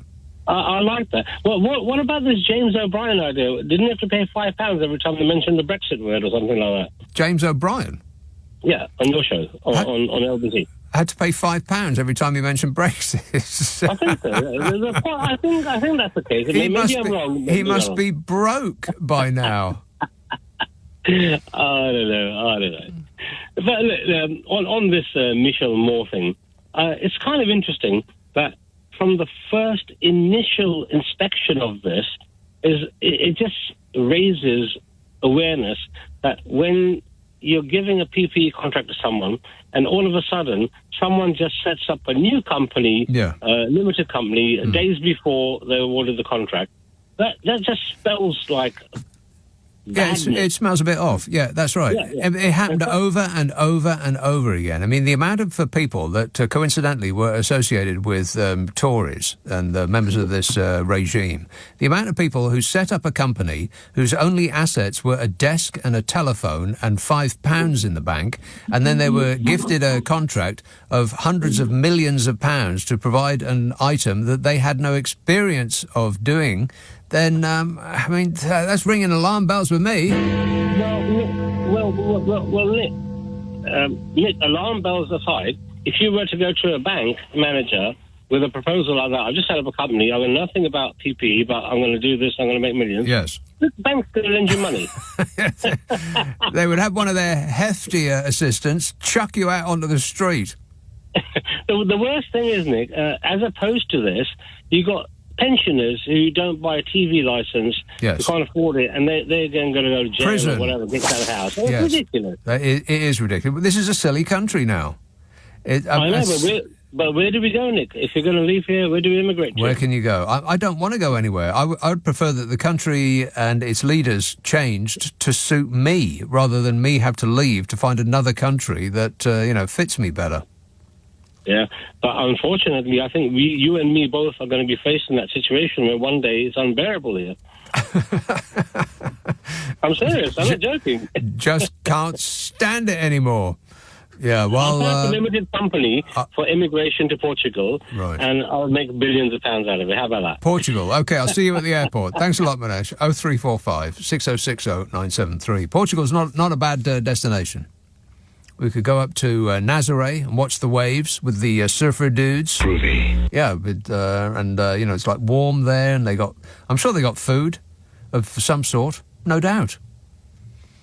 Apparently the information about James O'Brien, it was every time that he said, "I told you so." He had a tip jar sound effect. Really? Did it sound like that? Uh-huh. Well, that's easy to avoid. You just don't say, "I told you so." But if you had to pay out every time the B word came up, then, you'd probably be financially ruined by now. There is some news about Brexit, by the way. Anybody want to hear that? No. Didn't think so. I might talk about cheese in a minute. How exciting. Bet you can't wait. Oldbury, Ranjit. Hi, mate. You okay? Yes, super. Thanks for asking. Oh, good. The holiday mode. I'm just finishing off at the shop, so I'll be home in about another 10 minutes. And are you thinking about cleaning the fryers before you leave for next couple of weeks? No. It's all been cleaned now. I'm in my office, and my wife and the family are cleaning. So as soon as they finish, I'm going to do the delegating and planning and everything. You know what I mean? It's the most important part. Yes, yeah. And, I'd call you in the week when you're on, but I might not pass the toxometer, because booze. The toxicometer, yeah. Toxiometer, I understand. Yeah, Right. yeah. And, one of the most scary films is Salem's Lot. You probably remember that when you watched it. With David Soul and James Mason. It's a good one, trust me. I don't know. Any film that's got James Mason in it is a no from me. I don't know what it is about that guy. I mean, I'm not saying that he's a bad actor because he's quite a good actor, but he just appeared in the worst films. Yeah, I probably agree with you on that. Yeah, it was these people were coming out of the graveyard. They were supposed to have been dead a few years ago, and they were coming back. Are you telling us the story? No. You've got to watch it, mate. And I'll tell you what, it will scare you, especially if you understand a little bit about the Bible. Yeah. Well, I don't. And if you, I don't really, but enough like you learned at school. When you was at school, you had to study RE a little bit. Well, I didn't. Well, there you are. Was you one of the kids that was in the back? I was staring out the window, just dreaming of double geography, just anything else, just get me out of here. What's Salem's Lot? Maybe somebody who's in the late 50s. Yeah. They've seen it, and that was certainly will do nothing of the sort. Yeah. Listen, all the best to you and your family. And somebody sent me a message last night. They're going to come and visit me from one of your gang. Oh, yeah. That sounds like a threat. Our gang, the listeners, he's going to come and see me. So it's really nice. And I've really enjoyed talking to you this year. So hopefully, all being well, and unless you get sent to Rwanda and myself to Rwanda, can we have a joint room, so we can broadcast from there? Rwanda. Absolutely. No. All the best, Nick. All right. Thanks a lot, Ranjit. Top of the season to you. Cheers, mate. 0345 6060 973. Jane says, if you want a real feel-good film, watch Peanut Butter Falcon. That sounds like the worst sandwich ever. She says it's about a young lad with Down syndrome who dreams of being a professional wrestler. By the way, why do people watch movies at the cinema instead of films at the pictures, like when I was a kid? You're old like me, so you may know. Films at the pictures. That's right, you used to go to the pictures and watch a film, not a movie at the cinema. That's right, the Americanization of the English language continues apace. Just like everything else. I mean, for a country that we affect to dislike and to feel superior to, we do not take pretty much everything they throw at us, don't we? I mean, we wear their clothes, jeans, T-shirts, trainers. It's all American. We eat their food, fries, burgers. Burgers. Pizza. No, don't tell me that pizza's Italian, because that's not the kind of pizza we eat. We eat American pizza, stuffed full of pretty much everything you can find in the cupboard. Italian pizza has barely got anything on it. It's a slice of super thin crispiness with the tiniest speck of sauce on top and just a molecule of cheese. That's an Italian pizza, but those aren't the kind of pizzas we like. If somebody delivered a pizza that looked like that to your door, you'd flick their ear and tell them to go away and get you a proper one. So we don't like Italian food, we like American food. And we like American music and American cinema and, all the rest of it. And yet we pretend that we are superior to Americans and we don't really like their culture. Who are we kidding? 0345 6060 973. Text 84850. Email nicka@lbc.co.uk. If you're on Twitter, it's @LBC. Friday, Saturday, Sunday night at 10. Nick Abbott, LBC. It's 11:30, the news headlines with Tim Daly. Nick Abbott on LBC. Call 0345 6060 973. You're wondering what it's all about, and I can't tell you because I don't know myself. Not a clue. Nigel texts, Brexit was supposed to sell as more affordable, high-quality cheese to Canada, according to Bodger Johnson. Bodger Johnson said those very words. Yeah. Wait a minute. Yes, he did. Nigel says, sadly, the UK's attempts to at least extend a rollover of the EU terms of trade on cheese exports have been rejected. Imports to Canada falling outside the non-EU tariff-free quota, about 95% is already spoken for by Norwegian and Swiss producers, will end up being slapped with a 245% duty. The managing director of Coombe Castle International, based in Wiltshire, said exports to Canada accounted for a third of its turnover. Did anybody follow that? No. No. A little bit too much information crammed in there in a brief text there, Nigel, but I do have detailed files. A priceless opportunity to sell more affordable, high-quality cheese to Canada was one of those many Brexit boons that Bodger Johnson championed with his customary blather as Prime Minister. Yeah. Wait a minute. There he is, blathering. A bespoke UK-Canada trade deal was going to open up the Canadian market to Cheddar, Stilton and Wensleydale in a way that had never been possible under a trading agreement struck with the EU and Canada. It was going to show that we were better than them. We were better than Germany, and we were better than France, and, well, I'll let an expert explain. I just reckon we've got the very best people in this country, much better than the French have, much better than the Belgians have, much better than the Americans have. That doesn't surprise me at all, because we're a much better country than every single one of them. A much better country than every single one of them. Yes, and Canada can shut up and go away. We were going to sell them our cheese, and now they're not buying it anymore. But after a meeting in recent days between Britain's cheesemakers and the UK government's negotiating team, there is gloom in the air. And it's not even as though that we've got that melting candle David Frost doing the expert negotiations. The government is managing to screw this up without him. Can you believe that? Yes. Yes. Not only are the British negotiators getting nowhere fast on the terms of a comprehensive trade deal with Canada, wherever that is, but the UK's attempts to at least extend a rollover of the terms that we used to enjoy when we were in the EU have been rejected by our Canadian counterparts. It's war. The cheese war. They've been rejected. We made an overture to Canada asking them, pretty please with sugar on top, can we sell you the cheese that we make on the same terms that we used to sell them to you when we were in the EU? And they said no. And they said no because we hold all the cards.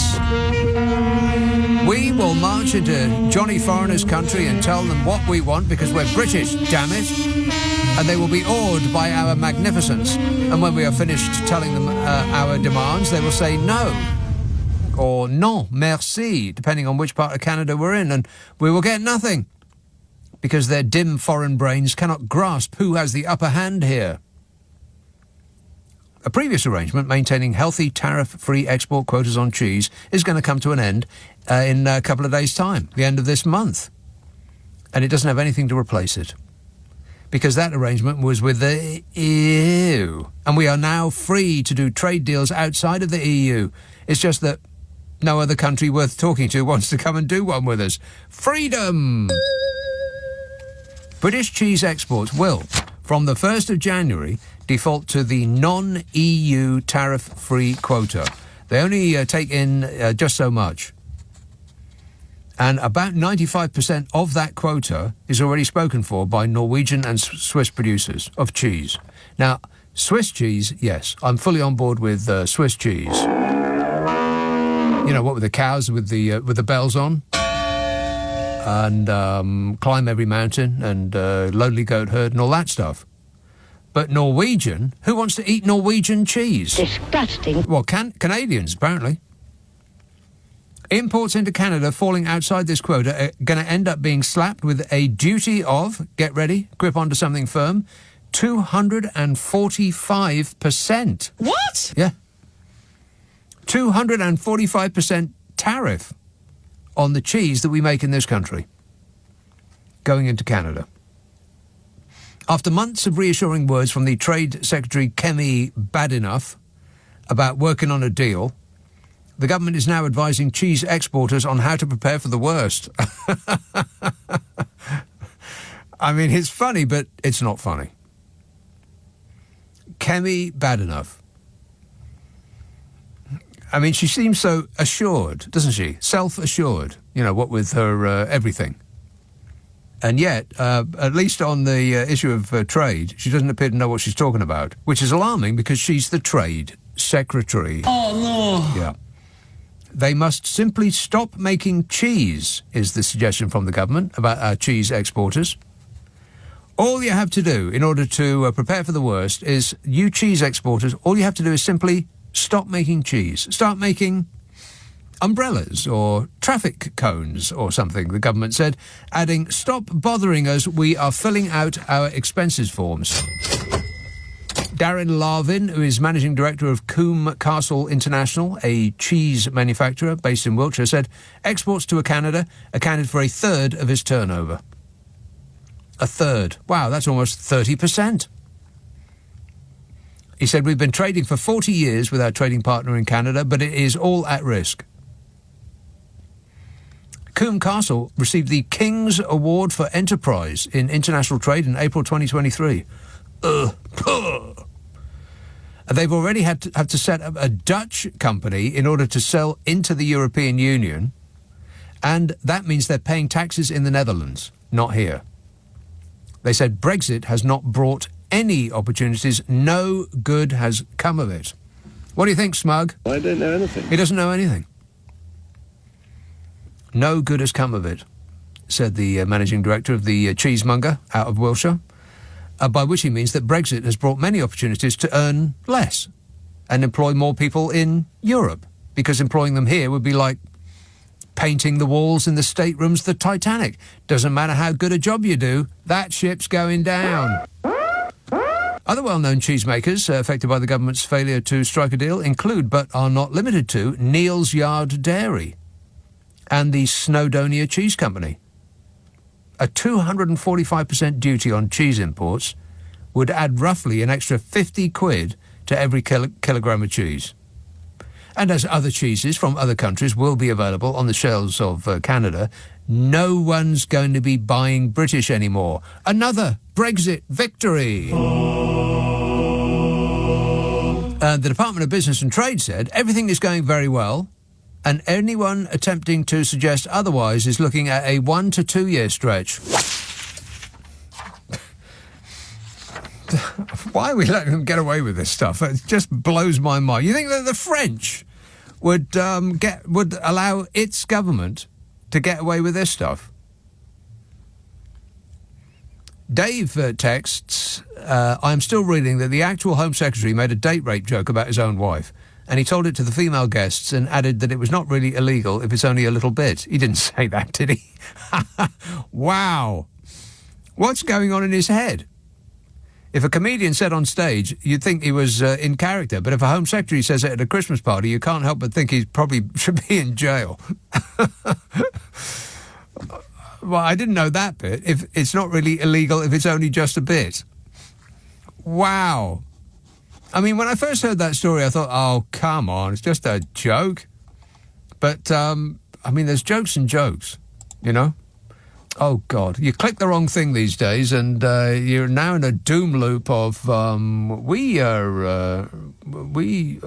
support journalism by paying only £50 a year. How do I get out of this now? No, I don't want to support your journalism. But I do, I appreciate your efforts. James Cleverly has apologised for joking about spiking his wife's drink with a date rape jug in comments made at a Downing Street reception, of course. Oh, fabulous. Downing Street seems like the epicentre of criminality in this country, doesn't it?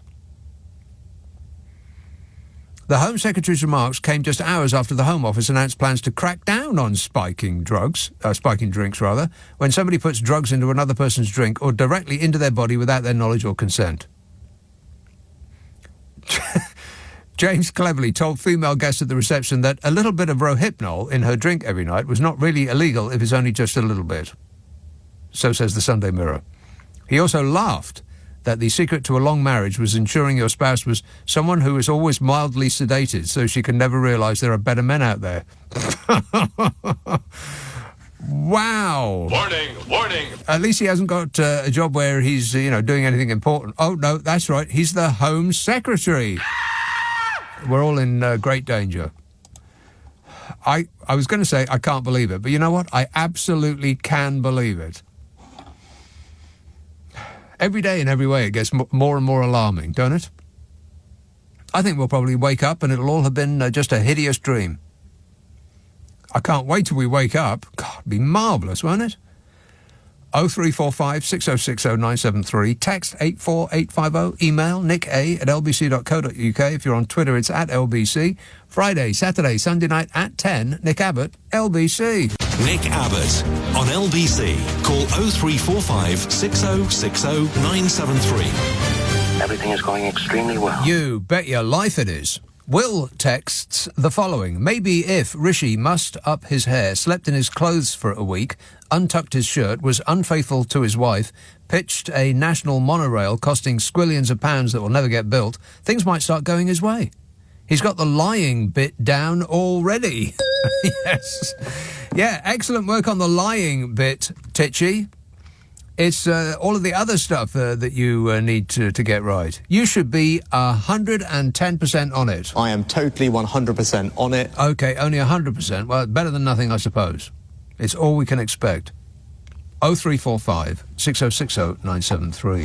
Let's have a call in Bath. John. Hello. John. First of all, I'll just go 2 points before I get onto the main one. A couple of 3 points. I'll be very quick. Yeah. In a non-Sopranos fashion. First one is, who jokes about rohypnoling their wife? The Home Secretary. I know. James not so cleverly. Yeah. Which absolutely amazes me. And the other one is, I wanted to say, is that, I'm not surprised that Boris Johnson has this obsession with trade deals with over cheese, because I don't know if you remember Curry's kind of statements that she made about after their intimacy, that he would wander around the flat in his boxers eating cheese. What a horrific image. Well, I was just going to say the exact same words. Yes, what an horrific image. Yes. Honestly, I mean, he's obsessed with cheese. I think if there was a scandal about him, he'll be found with a huge Edam cheese in his throat. Yeah. That's something. He almost certainly smells of it. Let's face it, we're trying to put our finger on the Boris thing. Maybe women are attracted to cheese. Because I'm trying to work it out. Yeah, maybe, before he goes out for the evening, he just rubs himself all over with a big block of cheddar. It's possible. I think he does. He just rubs himself all over. He doesn't bother with aftershave or anything like that. And in all the crevices. Oh, God, you just did not say the word crevice. I had to. Listen, look, he's the one who exposed his when he was getting out of that cab. Oh, come on. Disgusting. Nobody wants to think about that again. But that was our Prime Minister. Yeah. The that's our fault, though. Like much of what ails this nation, it's our fault. Nick, it's all self-inflicted. It's like we have self-harm in our nature. That's right. Masochism is our thing. Yeah, we love a bit of it. I mean, do you remember Liz Truss? We've never had it so good. Liz Truss never said those words. We have never had it so good. There's no evidence she ever said that. It's because they knew. They'd all sat down and said, we're not going to prosecute any of you. Don't worry about it. Yeah. Lessons will be learned. Exactly. Nothing further will happen. Move on. Nothing to see here. Exactly, yeah. So what I was going to say, the final thing is regarding James Mason. James Mason. James Mason. No, I agree with you on shed loads, but I think it's look at the right areas, because he was in, for instance, Kubrick's Lolita. He was in The Flying Dutchman. Kubrick's Lolita. Did I ever see that? Who's in that? Yes, apart from Peter James Mason. Peter Sellers and Shirley Winters. That doesn't sound like Lolita, really? Yeah, no, she was the mum. What was Peter Sellers doing in it? Peter Sellers was Quilty. Like the comedy relief? No, no, he wasn't. He was the guy that was almost like trying to seduce Lolita, the young girl. Right. But it depends if you've read Nabokov. But anyway, it was a much better. I've heard Sting sing about it in one of his tunes. Yeah. Like in that book by Nabokov. Don't stand so close to me. I bet that was it. Rock and roll! Well, Don't stand so close to me. But you've got The Flying Dutchman. You've got So Many Thousand Leagues Under the Sea, which, I suppose you've got Kirk Douglas and Peter Lorre in that. See, I rest my case. Everything that you just said underlines my assertion that he never appeared in a good film. All right. Well, Lolita is quite a good classic. Is it? But what about, for instance, Marlon Brando's rendition of Julius Caesar? He was in that. Marlon Brando was in Julius Caesar? He played Mark Antony. Did he? Black and white version. Yeah. One of the classic versions. That passed me by as well. Yeah, but give him a bit of a Google search. Honestly, I mean, I understand what you mean. I mean, I understand that. I mean, I'm kind of a bit of a film kind of nut, so I know, I mean, Pandora and the Flying Dutchman. I mean, it's got most of the protagonists. It might even be involved with Powell and Pressburger, who did Red Shoes and 2000 League. Sorry, not 2000 League. A Matter of Life and Death. Right. So David Niven. Yeah, it's a total classic, and a great cinematographer who went on to do cinematography for Martin Scorsese. It's probably got nothing to do with anything that we're talking about, but it does remind me.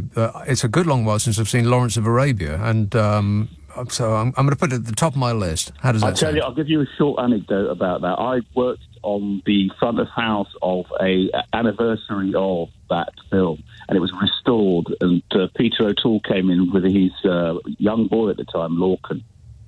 And he's one of the nicest gentlemen you'll ever meet. I mean, but he sat down and to see it restored on screen. I think I can have one or two examples of that. I saw Gone with the Wind on screen restored, Lawrence of Arabia. Gone with the Wind. That was so painful. It's just an excruciatingly boring film. It went on for forever. Yeah, it went on for as long as the American Civil War. And all I wanted to hear him say was, I don't give a damn. And it happened right at the end of the film. But also Vivian Lee saying tomorrow's another day. I know. Definitely not worth waiting for. Another day. I've been in here 3 Yeah, exactly. Yes, that's right. Yeah. But anyway, listen, do have a good Christmas. All I right. enjoyed talking to you. Excellent. Thanks a lot, John. Year. Cheers, mate. Ta-da. 0345 6060 973. Nikki texts, Nick, I live in Italy, and Tishy shoe suit size, which she has written, teach you shoe rack. No. He came to visit Georgia Maloney, only because she is the only leader who is shorter than he is, so he felt good, says Nikki. Well, that's just offensive.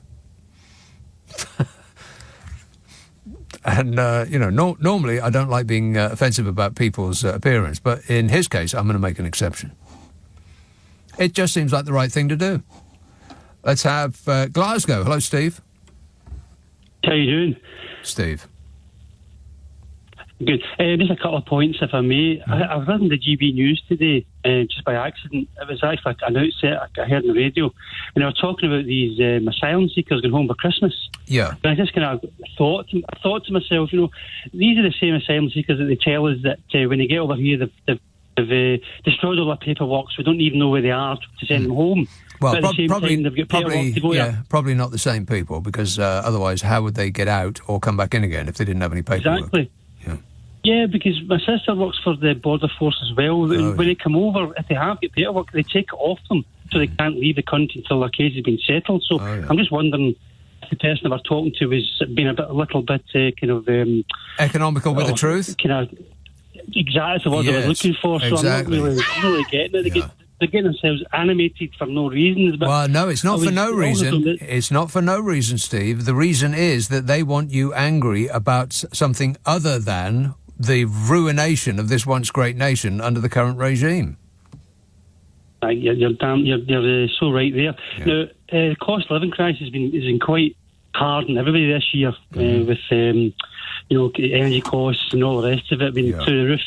Especially now when they're putting the costs up in January and then dropping them in April, thinking we're stupid that they're going up by £280 January, April, then they're going to reduce them by £280 and think it's a gift. But it was that bad this year if I had to take on a second job just to kind of try and make ends meet. I worked for HarperCollins as a typesetter. They do publishing, but they also do like calendars, and they do diaries and things like that. But I just got bad news last night. I had to let me go, and I kept taking days off. Right. I felt that we were heading towards a moment of amusement there, Steve, but unfortunately...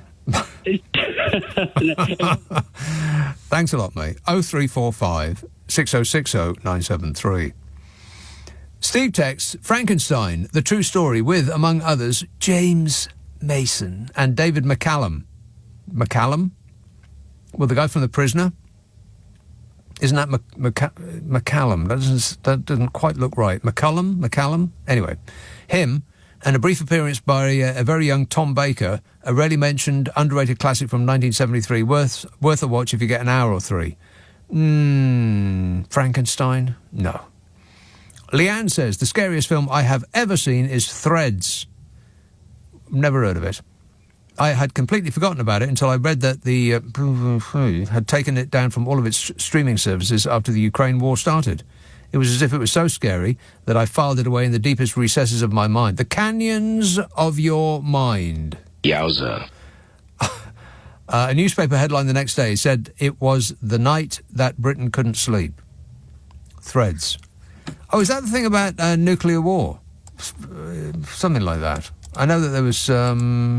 in my youth, there was a couple of things on TV that freaked everybody out, and that was one of them, if I have got that right. If I don't have it right, then it doesn't prevent it from being a fact. Don't forget that. Tristan says, don't we own Canada? That's right. Can't we tell them to have our cheese? Can we offload our government to them as well? Well, you're coming up with some excellent ideas there, Tristan. Would you like to be the Prime Minister? Can you start first thing Monday? Well, not Monday morning. Tuesday morning. Well, of course, Tuesday, it's like right in the middle of the holidays. How about Wednesday? There's absolutely no point in coming in between Christmas and New Year, so we'll start on Monday the 1st. Why not Monday the 1st? Maybe Tuesday. Well, you'll be hungover from Monday. How about Wednesday? Does Wednesday suit? Sometime next year. Just take over any time you like, Tristan. The door is open. I mean, there's nobody else at the tiller. Nobody else is gripping the steering wheel of this country.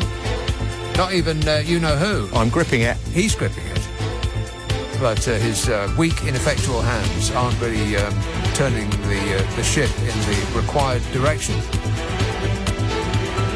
0345 6060 973. Text 84850. Email nick@lbc.co.uk. If you're on Twitter, it's @LBC. Friday, Saturday, Sunday night at 10. It's the last show before the A to Z of 2023, which starts 10 p.m. tomorrow, Christmas Eve.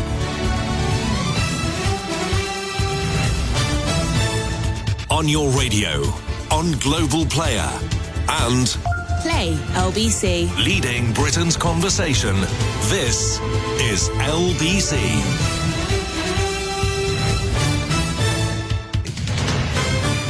This is LBC from Global. Leading Britain's conversation with Nick Abbot. Shut up.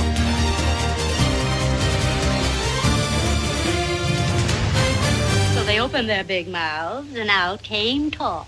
Talk.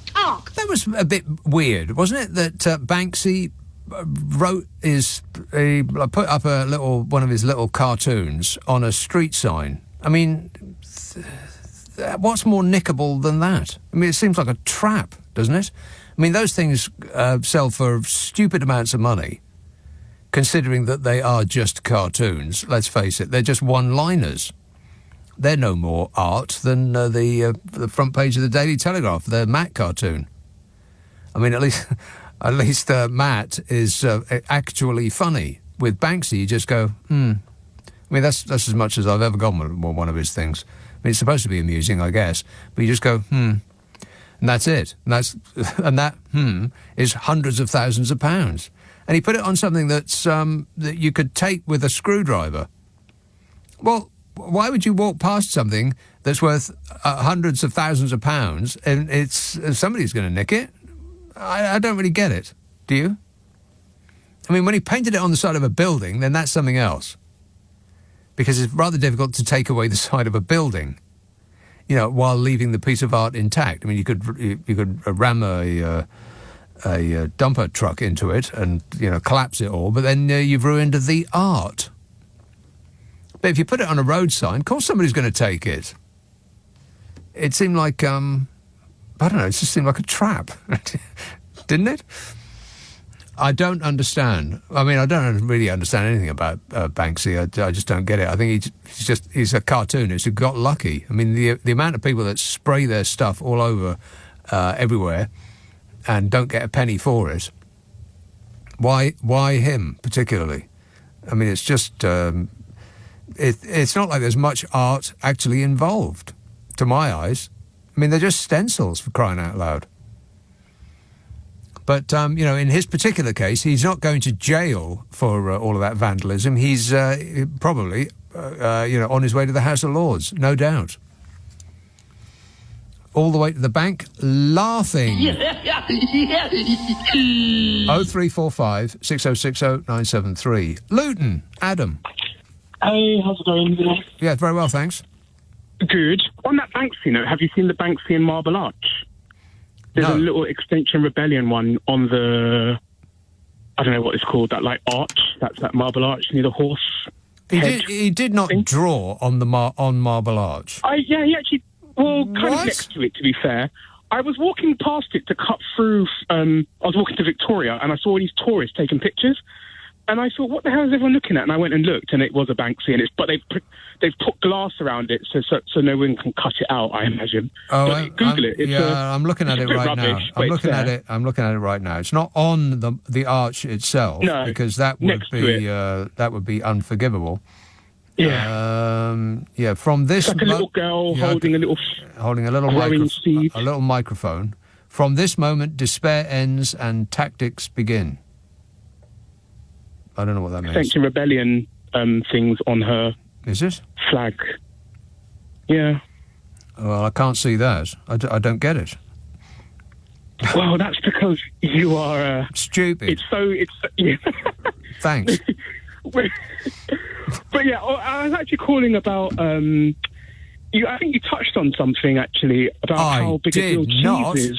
Oh, I see. Cheese is a really big deal for us politically, because do you remember that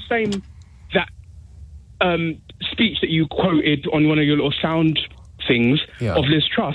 Mm-hmm. In that same speech, her anger of that is a disgrace was actually about cheese and how much we import. So currently, this great Brexit deal we have, we can't import cheese from Europe, and we can't export our great cheese to our former colonies. So, well, we can import it, but in... well, there'll be barriers to it, won't it? Because obviously before it was tariff-free. There will be barriers. There will be. Cheese is a really big deal. And equally, Italy's angry with us because we've been, misappropriating Prosecco. I don't know if you saw that article, but we've got to... we're not, we can't say champagne because that's from France. Prosecco is Italian, and they're like, you need to just accept your dirty fizzy water. You can't keep using the word Prosecco. No, exactly. I read that today as well. Yeah, well, you can't call champagne something that doesn't come from the area of Champagne. Yeah. Champagne. Quite right. Yeah. But then again... Just like a Cornish pasty has to come from Cornwall. But then since we might be firing James Cleverly for his stupid remarks... And I remember you did tell us, and I thought it was a joke, but it's actually true, how he has got a degree from Ealing College in hospitality management. Maybe this is something that he should be mastering, our cheese and our wine situation, because he's not fit for a purpose as it currently stands. It sounds like he has a degree in hostility management, but that's coming as news to me. But you're saying that I told you that. Yeah. You said he should... It was actually really funny because you said he's not fit to serve us warm rolls, something like that. That doesn't sound like me. Apparently, I did say that about 6 weeks ago. This information coming from next door, my glamorous assistant is dobbing me in. Can you believe that? But they tell us about Mickey Mouse degrees, and I'm not trying to be a snob here. But you would hope the people in the finest office in this world would at least have gone to a brownstone, Ealing College. Yeah. I mean, and then hospitality management and ancient Greek in Boris's case. Are you having a laugh? What are they qualified in? Exactly. What are they qualified in? Yeah, precisely right. Yes, all of those people should be in jail. But can I also ask, why did you get invited to the House of Lords? Because I always see you as a rebel, but now that I see you're mixing in high circles, highfalutin. Is it because you have a press pass or no? Somebody who used to work. Said that story, you never said why you got the invite. Okay, somebody who used to work on this show. Works as an Don't me, like I'm under oath here and I'm being cross-examined. Mm-hmm. Somebody who used to... What? Be quiet and I'll tell you. Somebody who used to work on this show works as an assistant to an MP, a Labour MP, and he said, if you want to come in and look at the Prime Minister's questions, then come along. And I did want to go along, but not... and Prime Minister's questions was part of the itinerary, but I mostly wanted to go there for a slap-up lunch on one of them, yeah, pretty much, on the taxpayer in one of those subsidised restaurants. But we couldn't get in because it was booked up. And just my last final point, when will you, like all the all the other presenters have got these new fancy headshots? Yes. When are you going to update yours? Because nobody needs a picture of me. We need a selfie. At all. Yeah, okay. All right. Well, watch for it at your door, Adam. I'll post it to you straight away. 0345 6060 973. He is... message coming in from next door. He is, in fact, standing as a Labour candidate for Westminster. Westminster? Oh, he's got no chance. Smug. I don't know anything. No. Absolutely zero chance of getting in Westminster. Let's have Hounslow. Brian. Oh, hello. Brian. Hello, Nick. You've been talking about films. One film that you should really investigate on is Duel at Diablo. It's a classic Western. I'm not really into Westerns, and that, but this one is really good. James Garner, Sidney Poitier.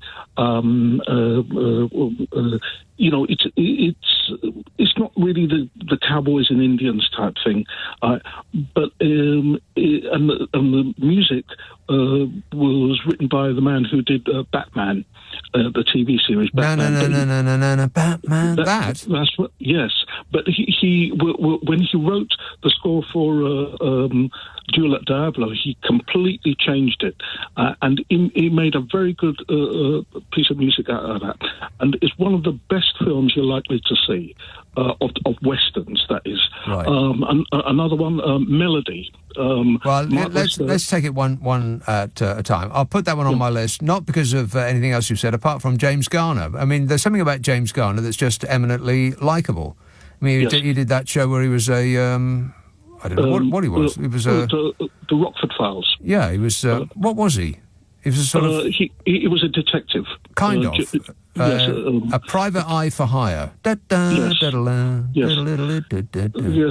it. The Rockford Files. It was okay, sort of. But you should really watch Duel at Diablo. Right. It really is a good film. I'll put it at the top of the Westerns to see, which is right at the bottom of my list. Thanks a lot, Brian. 0345 6060 973. A message coming in from next door. The composer of the Batman music was Neil Hefti, which sounds a bit rude. How hefty was he? Will says, thanks to Brexit, Canada and everywhere else can make their own cheddar and Wensleydale. I don't think they can. Well, I mean, is cheddar like champagne? It's one of those areas of... What do you call it? Areas of special protection or something like that. If the place that it comes from is in its name, then it has to come from that place. You can't pretend otherwise. Like champagne and Cornish pasties and stuff like that. Cheddar is a place, as is Wensleydale. But I don't know whether it's... I mean, they could make any old cheese they blooming well like, and as long as it tasted nice, people would buy it. Elaine says, all I know is that when I was in Vancouver on my holidays last summer, it was cheaper to buy bison buttock than cheddar in the supermarket. So if the Brits can get cheap cheese into Canada, I'll eat my poutine. What does that mean? That sounds rude. You eat her what? Disgusting. Bison buttock? Oh, really? Can't they get it from somewhere else? 0345 6060 973. Text 84850. Email nica@lbc.co.uk. If you're on Twitter, it's @LBC. You know, this is the relaxing part of the Christmas period for me. This is just easing into the frenetic activity that will start at 10 o'clock this evening. Because the A to Z of 2023 will commence at 10 this evening with the letter A. The idea is we give each letter of the alphabet an hour in which I take as many calls as I possibly can with people who have a suggestion as to what begins with that letter that was particularly pertinent to the year just gone. By which method we make a complete list, the most complete list in the world, I warrant, of what happened to us during the year. And then I'll put it in a book, along with my ongoing commentary of some of the stupidest things that happened during the course of the year, and I'll stick it out at the beginning of the year. And it'll be on paperback and e-book form. E-book form to save the planet. You're welcome. But if you follow me on Twitter, then I'll point you in the right direction. It's N.I. Abbot, 2 B's, 1 T. But it starts tonight at 10, the A to Z of 2023 on LBC. This is LBC. Nick Abbott on LBC. Call 0345 6060 973. Listen to him. He knows everything. Brendan texts, I'll read that in a while. Joan says, Cleverly must be mad. James Cleverly. Even if no one at this party is likely to be drugged, they will have daughters or know people with daughters at university or who go out to nightclubs and pubs and parties. A whole generation is vulnerable to this, and it isn't funny. It's terrifying. Cleverly should resign or be forced out, but Sunak is too weak to do it. I am totally 100% on it. He is not on it. I don't know. I mean, James Cleverly, I think they should sack him for flying in the face of nominative determinism. Cleverly, 0345 6060 973. Now, I mentioned briefly the attack line, one of them, of the Tory party against Keir Starmer, because they are going to come after him big time in the new year. We're getting a taste of what it is that they're going to be saying from the Telegraph today, which was just it's just it takes silliness to a whole new level. Well, I'll get into that in a minute, because I mean, it's just, some of it's just laugh out loud funny. They are flailing around like desperate drunks at the end of an evening, just trying to land a punch on anybody. Tottenham. Hello, Saul. Oh, hello. Saul. Oh, have you got... Oh, thanks, second of all. So the thing is, I've got two things to say. But as you were talking about cheese, it's no particular order, and you were talking about cheese, I love cheese. I was saying to myself, cheese. And I was like, the one thing I've suddenly realised that I really miss, is that affected me, Brexit, is that I don't see the French market anymore just turning up around London. Oh, those are rubbish, those things. Well, I always used to get my smelly French cheese. Yeah, but you can get the exact... You know, the last time I went to one of those French markets, I got the distinct impression that they had gone to Sainsbury's that morning and stocked up on French things like mustard, you know, with their gingham tops and all the cheeses, and they'd bought their pretend French baguettes, and they'd just put it out on one of those trestle tables in amongst other people who had done the exact same blooming thing, and charged twice the price that you would have suffered from in Sainsbury's. Well, in East Finchley, right, there used to be this huge French market, almost like a fairground of French sellers that just all used to come down, and it was very French. Yeah, but you think they'd actually come from France? No. They all spoke French. Well, that's neither here nor there. I mean, you walk down Kensington High Street and you've got no end of people who are speaking French to each other. And there was a lady who used to come down to Tottenham she sort of spent like 3 or 4 months travelling the UK. She had a whole van full of French stuff, but she was definitely French. But I just suddenly she might have been French, but the van was probably not full of French stuff, because she would have to keep going back to restock, wouldn't she? She's buying it here. Well, no, it's all from Tesco's. But the French cheese is all like properly moulded. Like it's mouldy, so it lasts. It's it's like that stuff that just never goes off. It's already gone off. Right. And it's the smelly. Now here's the thing. Pre-ruined for your convenience. Yeah. Well, I was just thinking, am I the only person that misses? Because I have realised that just doesn't exist anymore. And I suddenly felt a bit of mourning. Maybe you should go in your A to Z. I don't know what letter it should start with, like absence of French markets. Absence of French market, but you can surely get those cheeses in a supermarket near you. I mean, they are available. No, huh? No, because they are particularly mouldy. The French ones, they got all that. Anyway, just to cut. The thing is, what I wanted to. So then I googled. I thought, am I the only person that's just like? So I put in like no French markets in the UK into Google. Yeah. And the last post of a French market, someone moaning about some French market, like they don't like you. I don't like French markets because. Yeah. It's like 2016, 2017. Right. No one's talking about it, so no one misses it except me. The last time I went to one of those things, I determined that it would be the last time that I went to one of those things because I felt royally ripped off. Oh, I'm sorry. But, I mean, I know because you buy the little tiny French cheeses, they're like £6, but when you have them, they're like unbelievable. But look, I just want to move on from the cheese, right? Because that's one thing I suddenly realised, it just hit me. Right. I really miss it. Now I suddenly realise, I feel pining. But the other thing I thought is mince pies. Okay, now, the thing about the Rishi Sunak, I was thinking, what's upsetting me about this story? And then I realised is that it's not that he just wanted to give the 6 pies, it's that he didn't think about the actual mince pie that he was going to give. Now, there are varying qualities of mince pies. And the thing is, I think, in my understanding, we are the only culture that just eats mince pies, because lots of people have visited me from other countries, and I say, do you want a mince pie? And they're like, what's that? Really? And, yeah, I've got Italians, no one has mince pies. It's like a very British thing, I think. Yeah, but did they not understand what you mean by mince? Because they probably thought that you, like chopped up cow's buttock. Yeah, no, of course. And I can't think of anyone else that bakes raisins and all that stuff and sticks it inside a biscuit, except for Garibaldi, but that's UK as well. Yeah. Is it? I thought Garibaldi was Italian. It sounds Italian. No, yes, but I think it's English. I think it's just a whole made-up... Anyway, right, okay. Before we get down the Garibaldi thing, so I was just thinking, I was like, now, there is this bakery, right, next to where I work in Muswell Hill, and he sells, I'm talking about hundreds of mince pies every single week. He's the only person I've ever seen that sells hundreds of mince pies, and his mince pies are the best. What, outside of Christmas, all year round? Outside of all year round. The guy sells hundreds. It's his best seller.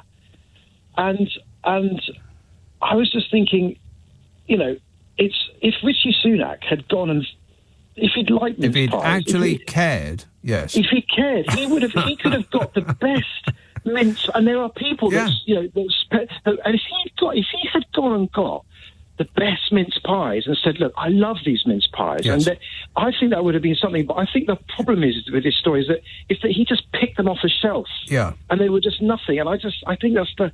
He picked them off a shelf, pretending that he didn't know that the cameras were filming him and that this wasn't a setup in order to make us fall in love with him. Yeah, and I just feel like, we're undervaluing, like, the British mince pie, because I think you think it's uniquely British, and it's just, it is fantastic. Well, Saul, this is the power of advertising. You know what I feel like right now? Mince pie. I'm just eating the mince pie. I'm just eating it. But here's the other thing, right?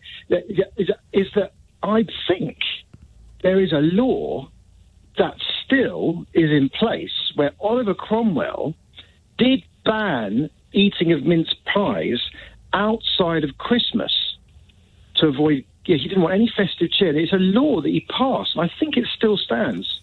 And I always enjoy telling the guy he's an Albanian guy that's had this bakery for like 40 years. I always enjoy telling him that what he's doing is illegal. Illegal, in this country. Yeah.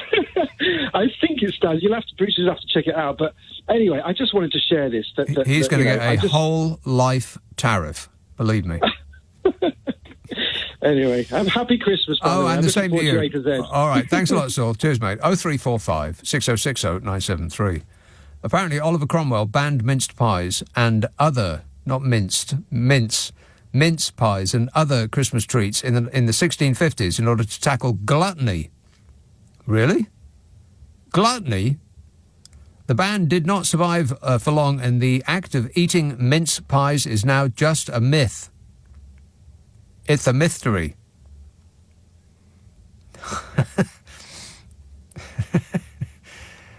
And I don't know, Rishi Sunak looked like he was mincing out of the place with 6 boxes of mince pies without paying for them. That's what it looked like to me. Should be in prison. We saw him pick them off the shelf and then mincing outside, but we didn't see any money changing hands. Maybe he thinks that it's just automatic. It's all facial recognition. It automatically comes out of your wife's bank account. 0345 6060 973. Montreal. Hello, Mark. Nick, a very happy Christmas to you. Thank you for taking my call. I had the privilege of speaking with you this summer, and I think I mentioned to you how amazed I am at the sophistication of your call-in show. When I look at given what time it is. Wait a minute. At the whatification? Sophistication. Oh, sophistication. Yes. Well, I mean, yeah. Given the time difference, I'm amazed that So here, your show is part of our family dinner hour as I'm making either the washing up afterwards or beforehand. And with the time difference, when I think about it, I stand back and I think it's midnight, 1 a.m. Your side, and you're actually having some interesting conversations. And I would, as I mentioned last time I had the privilege of speaking with you, I would defy you to travel to this side of the pond and be midnight, 1 a.m. and listen to talk radio and not find anything that isn't Orange Man, Bigfoot is real, and UFOs are descending upon the planet. I mean, that's the level of discourse here. So kudos to you and the callers. I'm truly amazed at the level of discourse. But I thought I would share. Appreciate it, Mark. Thank you. Yes. Well, there's a level of sophistication that we need to import this side. But I was intrigued about your whole discussion around cheese. And look, I work in the I'm a consultant, and I work in the realm of international trade. And yes, Brexit is the only trade deal in the history of humanity that actually made people worse off, and it was a complete debacle. And we could go into that in all kinds of different ways, but that wasn't the person. We're the only country in the history of the world that has ever done a trade deal to make it more difficult to trade with our nearest partners. Yeah, indeed, it is absolutely, if I may say this, asinine. I hope that's okay for your radio listeners. Yes, it is. But what I would say is, when it comes to cheese, the funny thing is, all things dairy are quite funny. It isn't only that your trade negotiators are challenged, to be polite. Yes, but also there are protectionist measures elsewhere. So I'll share a funny little anecdote. Canada, for various political reasons, which I won't bore your listeners with, dairy is one of these sacred cows, pardon the pun, where one cannot deal with dairy without being aware of the domestic politics. And so I also teach a course in comparative food law and regulation, and I'm amazed when I tell my students of this very real fact. Not that long ago, in southern Ontario, this is a province in Canada that borders the United States, there was a police detachment that got caught in a smuggling issue. Now, it's not uncommon in this part of the world for police forces to cross the border. There are many towns that straddle the border. In fact, there are towns between Quebec and Vermont, so Quebec being in Canada, Vermont being in the United States, where after the War of 1812, when we, as Brits, burnt down their White House, there were towns that were built straddling the border such that the library parking lot is in Canada, but the front door is in the United States. And so there are things of that nature. But the point of my sharing this with you very quickly is that it's not uncommon for police forces to cross the border to do shopping or to different things. So this particular police detachment in Ontario got caught in a very strange smuggling issue where there were police officers in Ontario, Canada, who had a bit of a steroid problem. These officers needed to supplement their income, so they engaged in smuggling. They were dealing in contraband. But they weren't taking their police cruisers into the United States to go and get heroin or guns and bring that back into Canada. No. They were going into the United States, and they were loading up their police cruisers with wheels of cheese. American cheese? I wouldn't have thought American cheese was worth would be worth the jail time. Well, no, it's terrible quality. That's not the point. It's just the tariffs are astronomical, right? So even though there's a free trade agreement between Canada and the United States, cheese is one of these controlled substances. So you had, imagine this, you're a police officer making an amazing wage. Yeah. You take your police cruiser, you go into the United States, fill it up with cheese. Ruin your career, you fill it up with wheels of cheese. Yeah. Not heroin, not something big, but no, we're going to just make cheese. On contraband, exactly right. I'm on about 3 or 4 slices of cheese a day now, man, but I can handle it. I'm just feeling a bit bloated at the moment, that's all. Mark, gotta go. Thanks for that. 0345 6060 973. There you are. You heard it right from the cow's mouth. This show is so sophisticated. Just past 12:30 on LBC. The news headlines with Tim Daly. Nick Abbott on LBC. Call 0345 6060 973. Okie dokie. Yeah, and by the way, that call that I just took from that Canadian man who was talking about cheese. He was talking to me from about 5,000 miles away, and he was coming through clear as a bell. I bet that the next call that I take from just down the road, I bet I can barely understand a word he's saying. Let's try. Orpington. Hello, Ray. Hello there, Nick. Hi. This has got nothing to do with James Morrison or Gregory Buck. It's basically to actually remember in the 1970s there was a publication that was sent round to everybody in the land called Protect and Survive. You might have received it. Or duck and cover and paint your windows white and all that stuff. That's right. Well, they said about basically accumulating tons of telephone directories, which used to be about 3 inches thick in those days, and tins of baked beans. But I mean, what got me was at the very end, it said, when you hear the all clear, you're supposed to resume your normal duties. And they had a drawing of a guy standing at a bus stop with his newspaper, I think it was, under his arm, and his umbrella. The bus is never coming. Well, I just thought it would be nice to remember that because we're heading towards Christmas.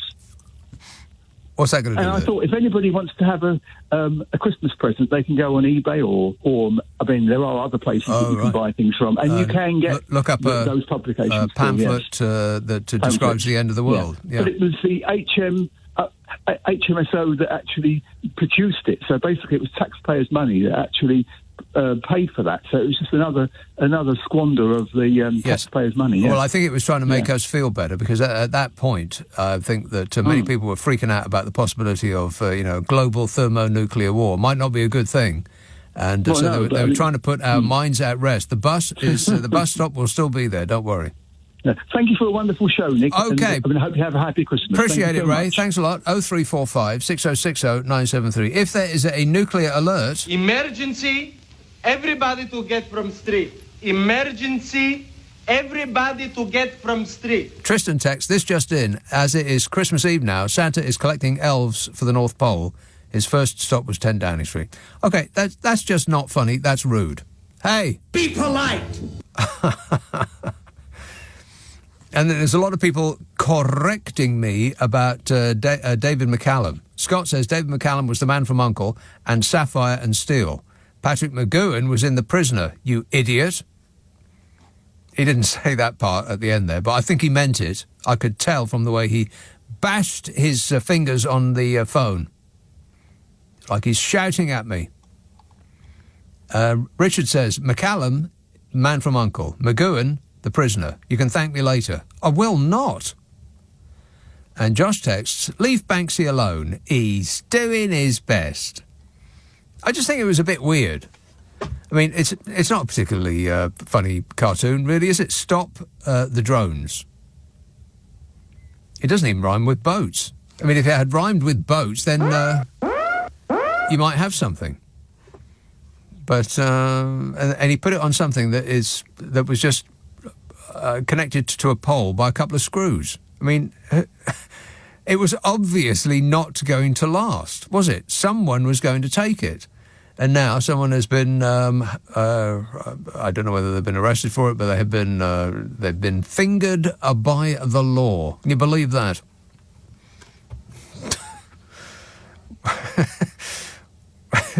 Will said, I had no idea I was going to say that. Isn't that awful? Will texts, we will get a Tory politician now telling us to boycott maple syrup and tinned mousse. Yeah, no doubt. Step forward 30p or that Gullis fella. Here's his opinion on anything. Yeah, that's it in a nutshell. Cornwall. Hello, Malcolm. Oh, hello, Nick. How are you, sir? Yeah, good, thanks. I'd like to draw together some strands. Well, I'd like to teach the world to sing, but we can't have everything, can we? The king. Yes. He's about to knight the Archbishop. Yes. And the Archbishop is about to canonise the leader of the Labour Party for the miracles he's performed to date, I think. But he's doing it a little bit early. Oh, yeah. And I think that there's a link in all of this. I think that this Conservative Party now is totally doomed because it's starting now to... It's visible, Nick, that 3 years ago, Boris Johnson could lie literally about anything. About anything, yeah. Anything at all, eh, Bodge? Yes. And the votes would roll in. You'd have to stick him in wheelbarrows to get him. He had the same effect on certain parts of the population as Donald Trump has in America. I love the poorly educated. Exactly. And you can see a sense of absolute abject confusion sweeping over this present Tory party. Yeah. And their enablers. No, I think the enablers are starting to move to Labour. But I think the Conservative Party as an entity, Nick, I think they're living in total disbelief, although it is absolutely dawning on them, that they can't lie and watch the public appear to accept it, because the public is not accepting anything from the Conservative Party at the moment. And on that clown cleverly, I think there was something happening, Nick, and it was about the time that he was made the Home Secretary, in that he gave a speech to the police federation, or a police body anyway. And it was the most weird, bizarre speech I've ever heard from a top politician, or one of the weirdest. in that he was he was trying to be funny, but literally not a single joke actually came off in the hall. And he was literally the only one in the hall laughing at his own joke. So I think he may have had a little week or so there where things were a little strange in his head. And I think he's got himself in that week into quite a bit of bother. Right. Now, whether there were substances involved, I don't know. But it was a weird spell, I think, for Mr. James Cleverly. Right, because he laughed his face off at the Queen's funeral. No, yeah. That's right. I had forgotten about that. No, my view at the time of when he was made the Home Secretary, James O'Brien, I think, spoke quite warmly of him. I thought, James, the others you praised, this one again is going to come back to grab you by the... Yeah. But that's what I think is happening, Nick. And I think the Archbishop and the King, I've been telling you for weeks that the royal family en masse have been trolling the Tories. I think the Archbishop is playing the same sort of sport. Yeah. And I think some mutual back rubbing going there, which I'm very, very pleased to see. And I think that normality, is only just around the corner. Just around the corner, yeah. As long as we're allowed to turn that corner, and that corner we're banned for our safety from actually going around it. It's happening in May, Nick, I can assure you, because I think now that the Tory MPs are starting to get really, really spooked, and they're saying this really is going from bad to worse. They are freaking out. And when you said the enablers are going to the Labour Party, which enablers did you have in mind? Because I was talking about the journalists in the right-wing press. Yeah, and I am in part, but more important than them are the money people. Oh, the money people. The money people. Yeah, they are backing Labour big time. They're literally not so sure. Well, Nick, you look. There's been at least 4 or 5 big Labour people. Oh, and because there's a court case involved, not much can be said. But have a look at Rishi Sunak's flying schedule. I know. Yeah, I know. And the crafts have been used in that schedule. That's going to be interesting too. Exactly. Yeah. But the thing with the money is that they just go where they think the power is going to lie. I mean, they're not weighing up both parties and deciding that the Labour Party is for them. They're weighing up the odds and deciding that in all likelihood it's the Labour Party that are going to win the next election. So they might as well get in now so as to achieve maximum leverage when it happens.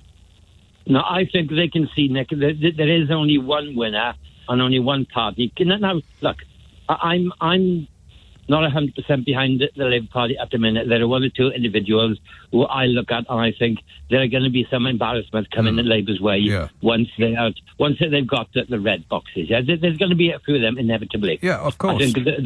I think their health person may be one of them. I think exactly. Yes.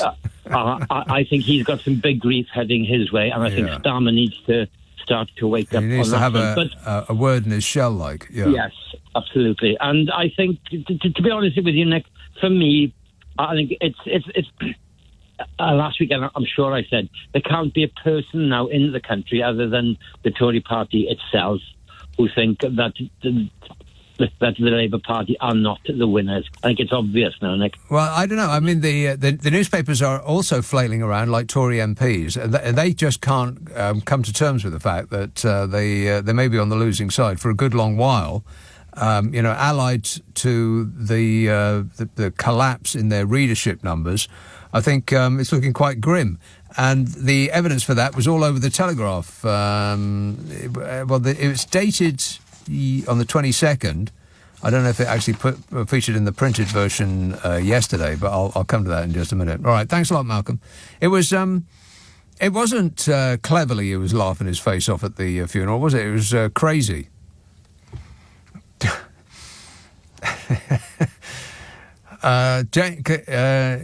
Quasi by name, quasi by nature.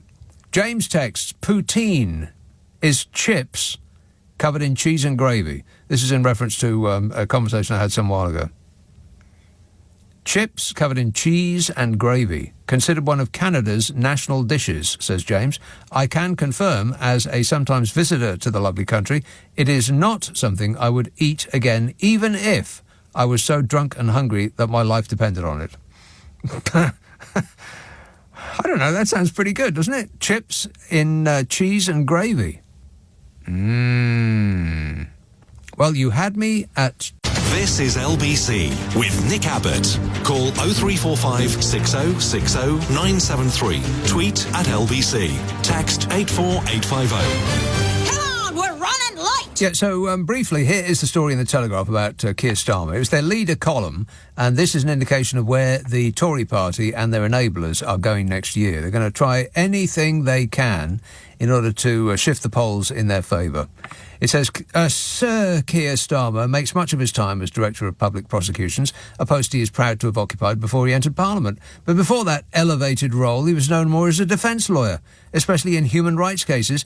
As we reported, says the Telegraph, among his high-profile clients was Abu Qatada, the Islamist preacher who fought tooth and nail to avoid being deported from the UK. Abu Qatada was represented by Sir Keir at a hearing in 2008, they say. Oh, that's the attack line. He was a legal beagle, you know. Boo! Enemy of the people, friend of terrorists. He's exactly like Hitler if Hitler was a lawyer. But then the Telegraph seems to have some sort of seizure and blows apart its own argument in the very next paragraph. It says, Barristers operate by what's known as a cab rank principle, which means that if they are approached by a solicitor with a brief in their field, they're obliged to accept it. Representing Abu Qatada or any other alleged enemy of the state does not mean that Sir Keir agrees with them. It's fundamental to our system of justice that any individual is deserving of a defence in a court of law. Well, yeah, I can't believe I'm about to say this, but the Daily Telegraph is right. What? I mean, that whole line about him lawyering for bad people is totally bogus because lawyers don't get to pick and choose. It's just like a cab rank. You go to the front of the queue, and even though the cab that's sitting there is about 50 years old and the driver is myopic, you've got to take it because that's the taxi law. You don't get to choose the nice one behind it because you'll get every cab driver in the line yelling at you. So it's no kind of argument at all. I mean, it's amazing that they even started writing it, considering that they were going to disprove their own argument in the very next paragraph. But, you know, they're desperate and flailing, hoping something, anything, will stick. And the Telegraph seems to realise its stupidity and tries to get out of the corner that it's backed itself in, and writes, Labour is accusing the Tories of desperate tactics by highlighting this aspect of Sir Keir's past. Yes, that's right. Labour are accusing the Tories of being desperate because they are desperate. It says, but since he will be campaigning to become Prime Minister next year, we need to know about his background as well as his views on issues such as human rights law. He may well be required by custom and practice to take a brief when offered, but why did human rights solicitors like Bernberg Pierce go to him in the first place when there were plenty of other barristers available, asks the Telegraph. And then, almost as though two warring correspondents are writing this at the same time, it answers the question by saying Sir Keir had a good reputation in the field, which is why he got the work. They actually wrote that. They said, why did he get all this work? And then said, he got a good reputation in the field, which is why he got the work. By Jove, I think they've got it. He got the work because he had a reputation of being good at his job. Are there any current Tory MPs that could be accused of that? And then it gets really weird. The Telegraph says, why does Labour now say there is nothing to see here? Well, for the reasons that you've highlighted above. Lawyers are employed like cabs at a rank. He respects human rights law because it's the law, and he's a lawyer. And he gets the work because he's good at lawyering. You know, the Telegraph used to be a serious paper, but now it's just chock full of the most swivel-eyed, deranged columnists spouting on about woke this and woke that to a readership that would be outraged if only they could remember what they're supposed to be furious about. I like the cartoon on the front and the crossword on the back. It's what's inside I've got a problem with. Let's have a call in Orpington. Hey, Ray. Hi. If that earlier caller is correct about Oliver Cromwell only allowing the eating of mince pies at Christmas, then the Lord Protector can teach our politicians a trick or two, because Clause 2 was he also banned Christmas. Talk about Catch-22 with a vengeance. It was Catholic Christmas. So he wanted it named as Christ Tide, but jollification was strictly out. Out. So no H-A-P-P-Y-ness. Yeah. Yeah, if you want to see, by the way, one word that isn't going to feature is charisma, because now it's been shortened to Riz, the word of the year, and my 11-year-old pupils have confirmed this because I heard it on the radio and I said, do you know what Riz is? Of course we do, charisma. Now, I was quite impressed because I thought, well, charisma, well, you know what, Ray? You should fling about. Yeah, you know what, Ray? By the time old geezers like you and me have understood what the kids are talking about, they will have changed their minds and be calling it something else. Well, it's fewer letters, fewer syllables. Yeah, I know that, but, it's like cool and hip and with it is no longer a thing. The kids don't say that no more. But groove is still okay, isn't it? No, definitely not. But you can say... Yowza. Yeah, you can say that. All right. Thanks a lot, Ray. Keep your eyes peeled. Yeah, if old people like us know what the kids are saying and calling things, they will have moved on about 6 months ago, believe me. If we know what they mean by Riz, then they ain't saying Riz no more. 0345 6060 973. Tony texts, random Neil Hefti fact, The Who and then The Jam both covered his Batman theme on their first LP. I did not know that. Great song. What a tune that is. Tristan says, this just in. As it's Christmas Eve now, no, I've read that one. Some offensive thing about elves. Will says, it was nice of the water companies to make the sea all Christmassy by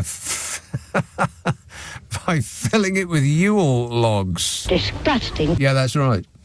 There is a map online that shows you where not to go. Warning, warning. And I think it pretty much covers the entire coastline of this country. Unless you want a big surprise, don't go down to the water today or tomorrow or any time soon. I'd get on a plane and fly somewhere cleaner if I were you. Ron says, I suggest a brilliant Armando Iannucci film, The Death of Stalin. It's much like our current government with a bit more shooting. Yeah. Well, I don't know. An English comedy? I don't know. I'd have to be persuaded. I'd have to be dragged there, kicking and screaming. Chelsea, Mark. Hi, hello.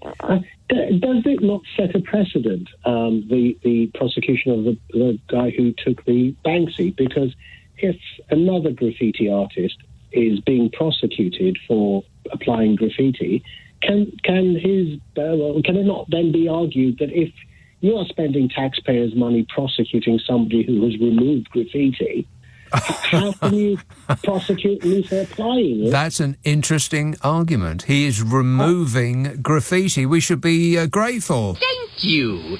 I actually saw a Banksy very recently. I went into a rich dude's home. Yeah. And I saw a frame about the size of an A4 piece of paper. Yeah. With what consisted of two 20-quid notes. One facing one side showing and the other one the other side, beneath each other. And I said, why have you got two 20-pound notes in a frame up on the wall? And I was told it was by Banksy. And I went up close and it looked very, very realistic. And apparently he'd used the same machine, I don't know if this is accurate, that makes real money, but it looked very realistic. Instead of the Queen's face, it had Lady Dies. And I think the signature was slightly different. And his genius had involved going to the Notting Hill Carnival and emptying sacks of the stuff from the air. And some people took it, but now I'm quoting, the police said, well, this is very bad because it's using the same machine and they're so realistic and some have been spent. Yeah. But because it's Banksy, we're not going to prosecute you as long as you make sure they don't really get into too many people's hands and something like that. So it's all it is a bit weird. I don't really get Banksy at all. I mean, they're just like one-note jokes to me, like a cartoon in a newspaper. And, I mean, you could say that some of them are art, but to be taken seriously as an artist when all that you're doing is just one-liners, you just glance at it and you've got all of the information that you need. They aren't something that you can look at for a long time and glean more from it the longer you look. I mean, he ain't no Monet, is he? They're just jokes. They're just one-liners. You look, you got it, and then you move on. You don't get anything more from it. I just don't get it. There's a non-Banksy. When Vivienne Westwood died, on the wall that is outside her shop that compromises a brick wall, somebody done a pretty thing, you know, of her and a punk, and it's quite pretty. But they've written "Save the Arctic," and it's misspelled, so "Save the Arctic." I don't get it. I don't get that either. I'll just add it to the things I don't get. Maybe it's me. I think it's probably me. Mark, I'm going to have to go, but thanks for that. And finally, Brendan texts, British sausage manufacturers are also being undercut by those in Germany due to one of Kemi Badenoch's trade deals. They've been told to prepare themselves for the worst.